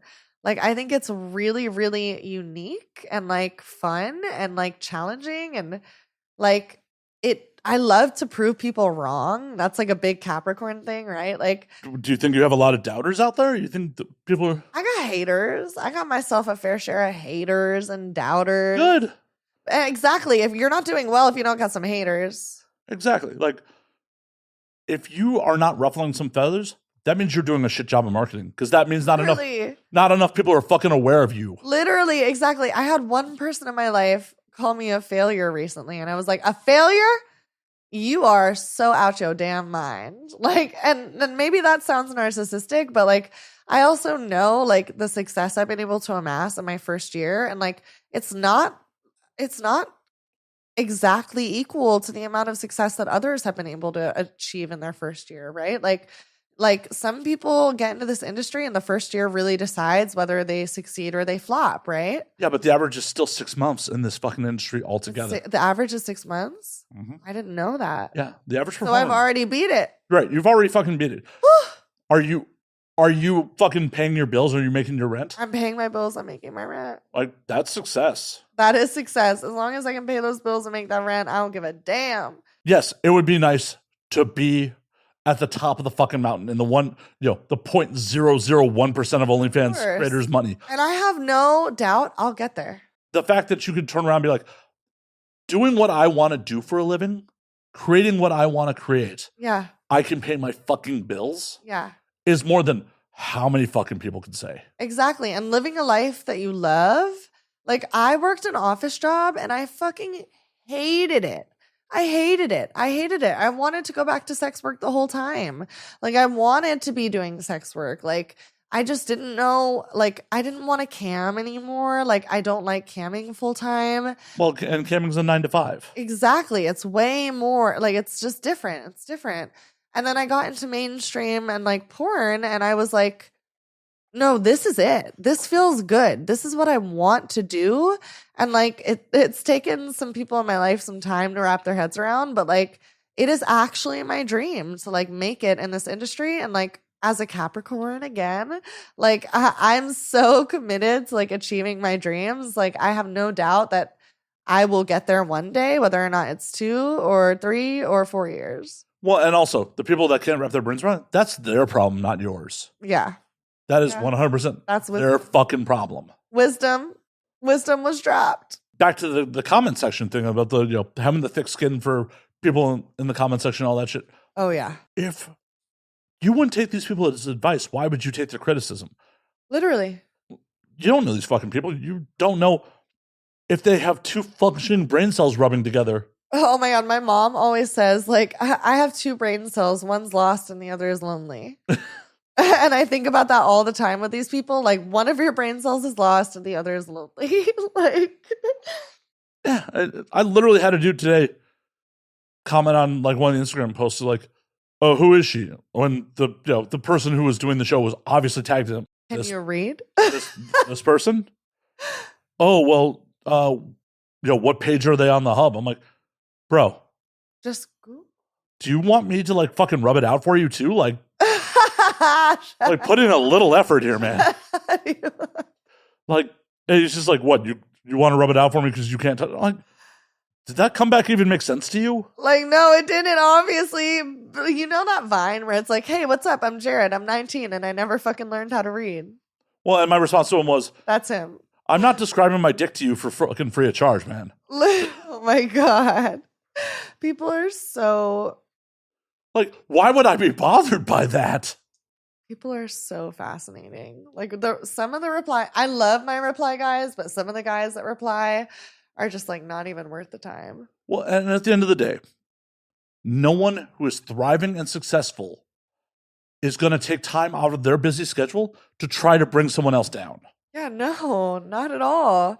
Like, why would you do that? You're too busy being about your business that pays you. Exactly. That's the thing, and that's what I return to all the time. I want to mind the business that pays me all the time. Like what is actually benefiting me? What is actually going to further my career? What is actually going to like build my reputation? And if it doesn't align with that, then like I'm uninterested. Like, why am I bothering with this petty drama? Why am I bothering with like catty like infighting? Like, it's just not worth it. Like, sometimes I'll like put my foot down about shitty like male performers or something. Like, yeah, but that's different. That potentially affects your livelihood and affects you as a person. Like, that has real fucking repercussions. Yeah. Not like some fucking idiot in the comment section. Yeah, that has real repercussions and repercussions for other people that could work with them in the future. You know, that's different. But like the people in the comment sections just talking their shit. Literally, like I had this guy on my Instagram, like, who would just keep commenting, like, you've got such a big nose. And I'm like, okay, yeah, I know. Like, is this a good thing or a bad thing for you? You're being so vague. Like, are you into it? Are you not? Like, just tell me. Like, I need to know. And he just kept commenting that. And then I was eventually like, I'm blocking this motherfucker. I don't, like, why am I entertaining any of this? Like, it's just not worth my time. Oh, don't block him. Like, it helps boost engagement. Oh, that's fair. Like, I don't block any. Like, I get motherfuckers all the time, like, look at this fat piece of shit. Like, dog, I shower every day. I see what I look like in the mirror. Like, you're not telling me, like, yeah, I don't have a fucking six pack. Don't give a fuck. It does boost engagement. You're so right. Maybe I will unblock him because he was commenting on all that shit. Right. It's just like one of those things where it's like, you know, an insecurity that they push. And they know. I think a lot of the like mean reply guys know what buttons to push. Right. And you just have to be above it. The tough skin. Exactly. You have It's not even a tough skin. It's like, you are literally trying to manipulate me. By me being upset by this, I am giving this moron power. You really want to give a stupid motherfucker You're right. power over you? No. You're so right. No. And like, why would I give them power over my emotional response or my emotional reaction? Right. Instead, I engage with these motherfuckers. I get into fights in the comments section. I saw you tweet something about that like today. And I was like, oh my God, I got to look at your tweets more often. Because I love that shit. Oh, yeah. I love the beef. Like, I love that you go hard in the paint. Because it'll just drive engagement. Like, I will go 20 lines deep with someone in the YouTube comment section. And when they're just like, blah, blah, blah, like, by the way, thanks for driving an engagement. And that generally shuts them up. Yeah, then they're like, oh. I've had people delete full fucking strings. Me and Onyx Muse went hard on someone who was just talking shit about Onyx on one of the clips I posted on Instagram. The string went fucking pages. And both me and Onyx were like, by the way, thanks for driving an engagement, dog. And he deleted the whole post. Wow. He was like, fuck y'all. I'm hurt. Because he's like, oh, you're just white knighting for someone. She won't fuck you, bro. I'm like, What? That's not what this is. hey, man, this is someone I know in real life. I'm not just some random internet dude being like, oh my God, don't talk mean about this porn star. Yeah, that's somebody you know. And also just like, don't be an asshole. Don't be an asshole. Like, I literally just said that today on Twitter. I think it was today. It's like, if you don't like how a performer looks, if you don't like something about a performer, like, it costs nothing to shut the fuck up. Well, but this is the most exciting thing people have in their lives. Literally. That's why they're doing it, because they have nothing better going on. Hobby. Right. Because they're not a successful or happy person. Because a successful or happy person would have better shit going on than to try to make you feel bad. Literally. It's like, damn, y'all, can you get a hobby? Can you play pool or something? Like, I don't know. What do you do? Like, play poker. I don't know. Play Settlers of Catan. That'll take up a lot of your time. Like, right? Start a Monopoly game with your family. Start some real hate. Please. Yeah. Really get into the hate shit. Like, you can't let these people bother you because exactly. You're right. they don't fucking like. Yes, I appreciate everyone who watches the show. I do. Even if you're watching to fucking hate me, I appreciate your views because you drive engagement. You generate money for me. Thanks. So, like, please. Thanks, motherfucker. Talk shit in the comments. Like, do you know how upset I get when I'm like, I go to log into my YouTube comment section and like, there aren't any fucking censored comments?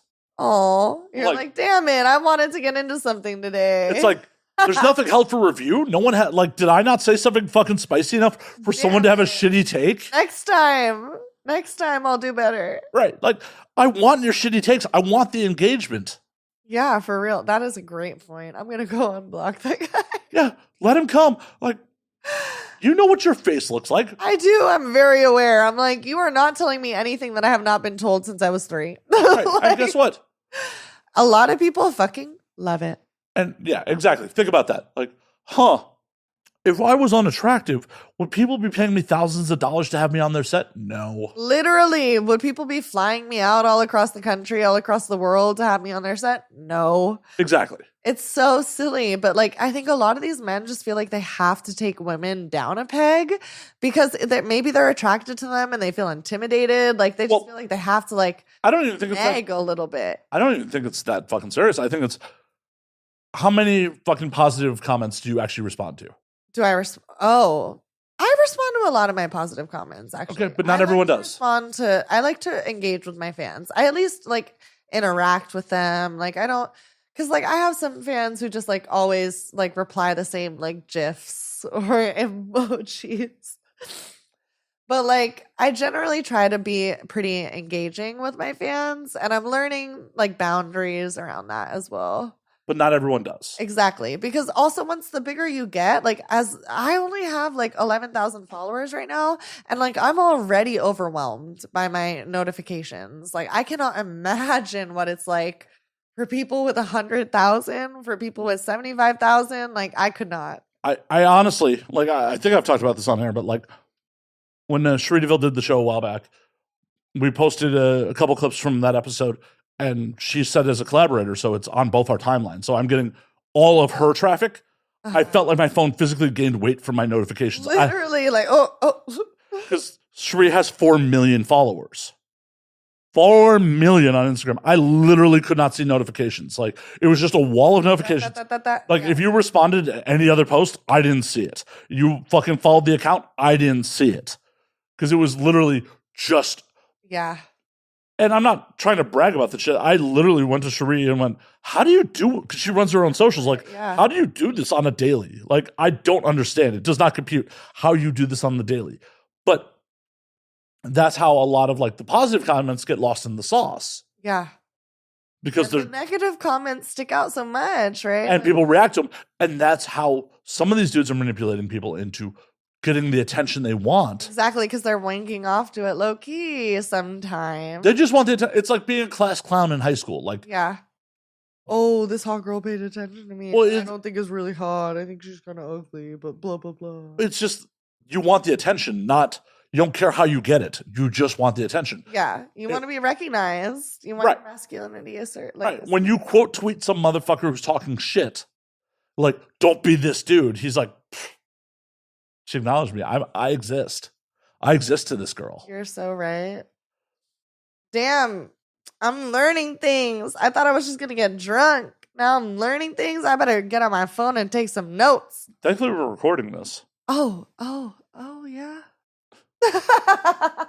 Yeah, I hate to break to you. We're not just hanging out here. We are recording stuff for the internet. I know. I will be listening to it. My boyfriend makes me listen to all my podcasts. And like normally I get nervous about listening to them because I'm like, I don't want to hear if I did bad. I'm so nervous. I don't want to hear my voice.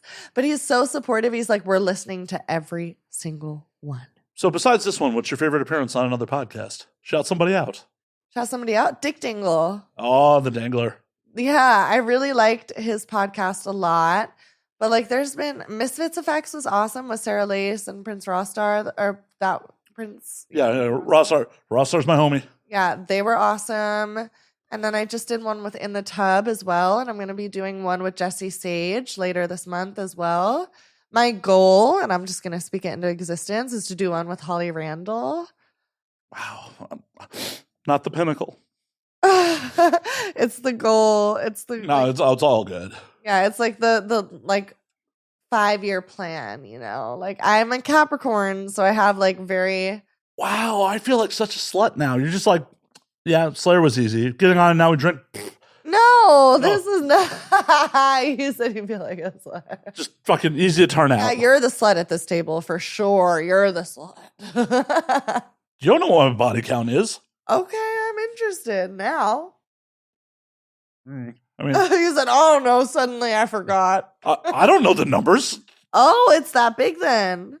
It's not small. Over 100, under 100. I'm assuming over 100. Like, I literally don't know. Okay. I keep a black book list.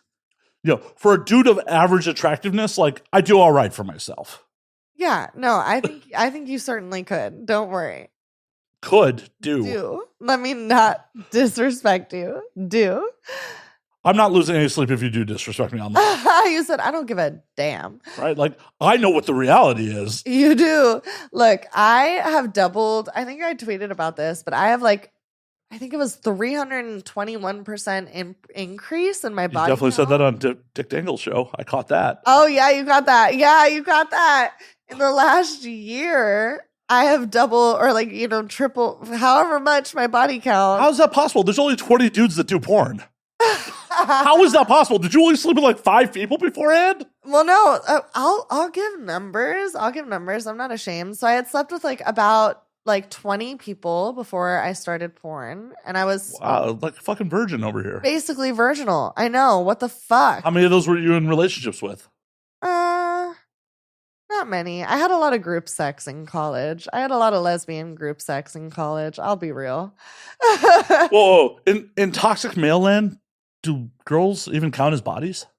What? In toxic male land, probably not, but in my land, they do. Oh, no. They definitely count in the real world. But like, Real world. In toxic male land, they might be like, that doesn't count. well, because like all these toxic male fucking podcasts, are like your body count. Like, well, if there's not penetrative sex with like an organ, does They're that count? penetrating me with other stuff, so I don't care. Oh, if I'm counting people that I've digitally penetrated, wow, or that like has their pussy's been on my mouth, like.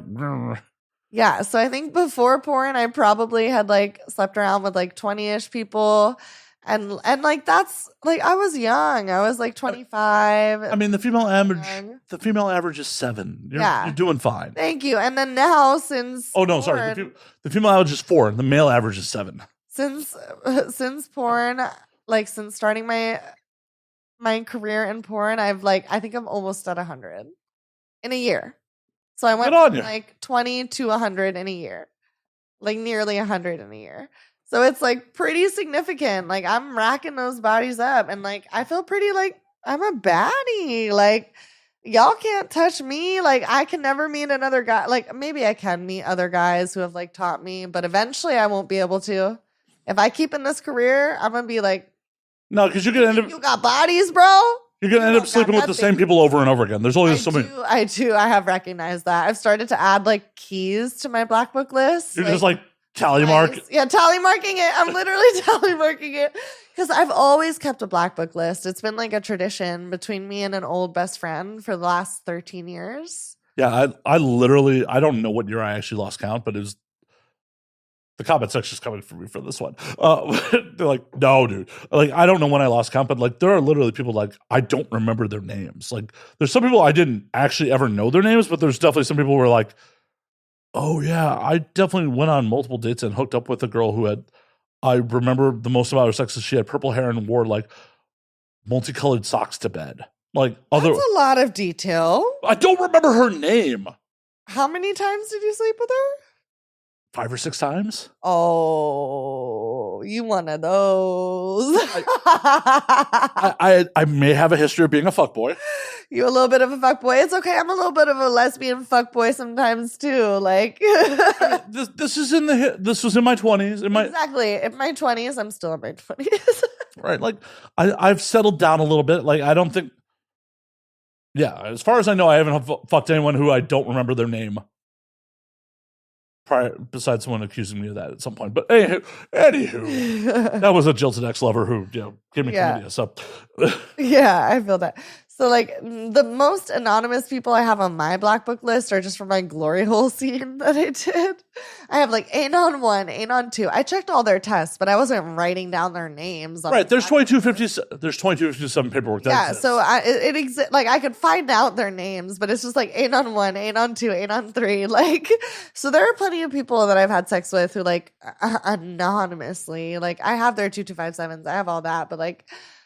There are people I don't know. I don't remember their names for sure. In the industry, at least. And sometimes I have to go back and check because I'm like, who the fuck have I slept with this year? Like, and then I was thinking, I did some like girl math and I was like, that's at least like what? Like 5 people a month? Like, damn, I've been hustling. Like for a first year in the industry, like I've been popping this pussy. Like, okay. But at the end of the day, your body count doesn't matter. It doesn't at all. It doesn't matter. It doesn't matter.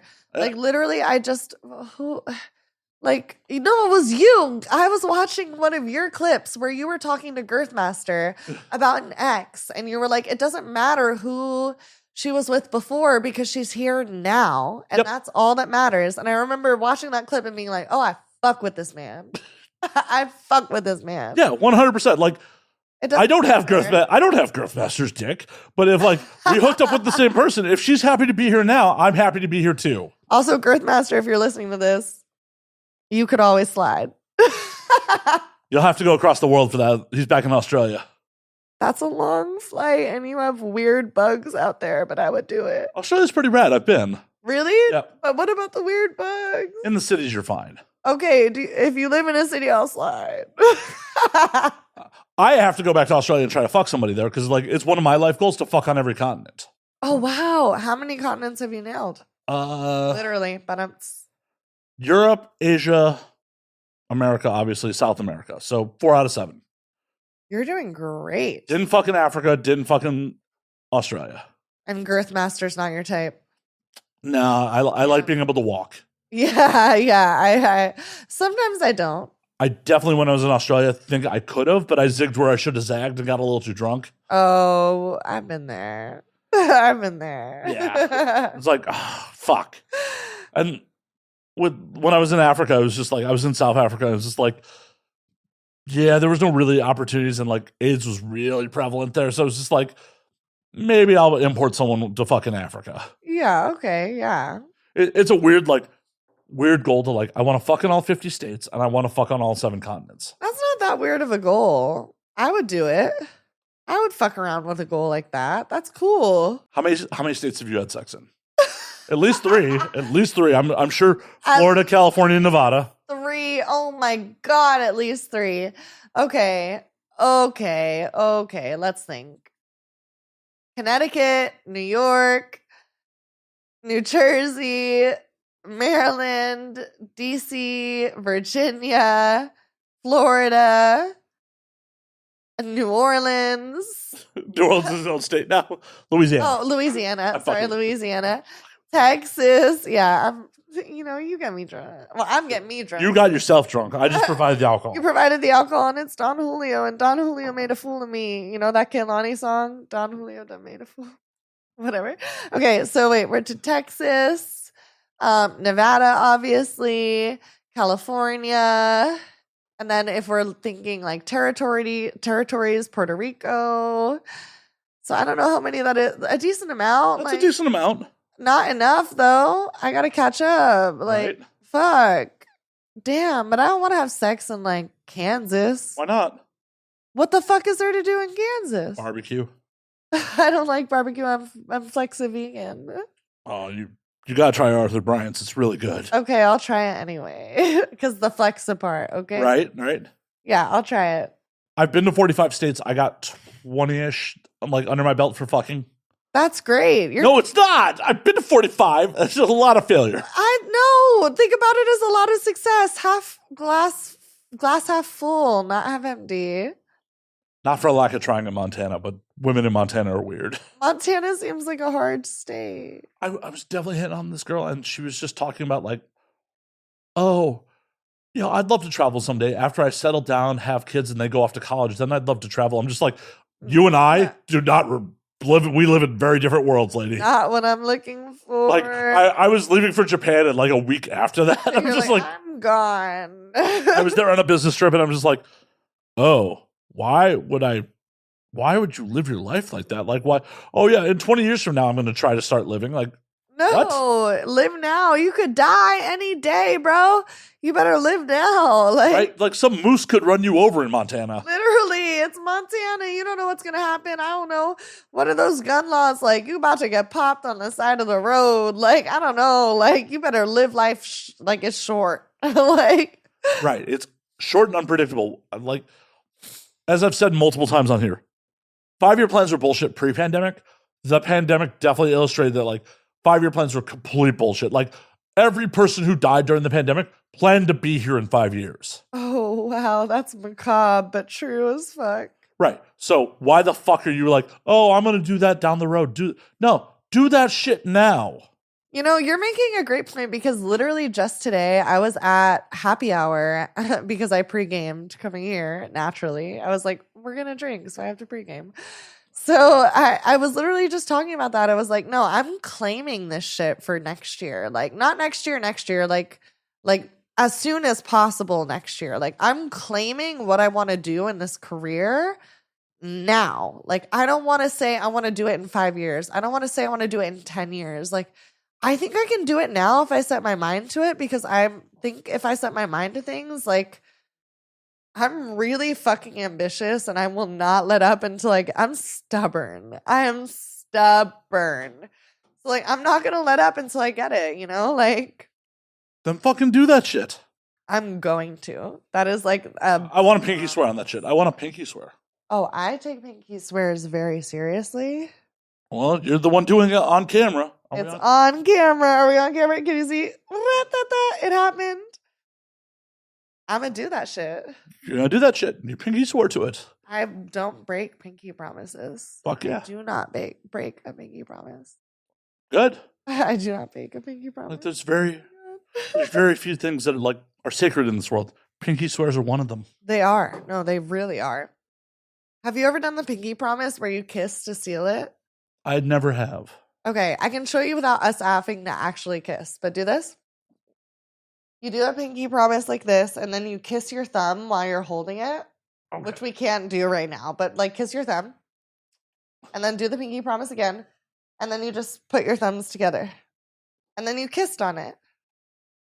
And then it's super locked in. You can't deny that. You just kissed, pinky promised on it. I mean, that's your pinky promise that we just super locked in. Oh, shit. I'm going to do it. All right. I'm going to get this shit. Hell yeah. I'm going to get this shit. Hell yeah. Yeah, I hate to do it, but it is last call on this motherfucker. We are going to get you out here. You believe it or not, we've been doing this for over 2 hours. Really? Uh-huh. I could keep talking to you forever. Well, I mean, eventually you'll have to leave. I know. I do have to leave. Yeah. Boyfriend might get a little upset if I just we just sit here and bullshit forever. We do have to drive back to Vegas, like, right now. Right. He's just doing laps around my apartment. He's Literally, and also he has to drive the whole way home because now I'm drunk, so I already feel bad. I was like, just so you know, I'm gonna be drunk. Well, before we get you out of here, Yeah. where can they find you on the things? Thank you for asking. So you can find me on Twitter at Nina Nova XOXO. And you can find all my links at allmylinks.com/Nina Nova XOXO. Hell yeah. Nina, it was an absolute pleasure. You're welcome back whenever you want. Oh, don't threaten me with a good time. I will. All right, I'll take you up on it. But until next week, drink up, motherfuckers.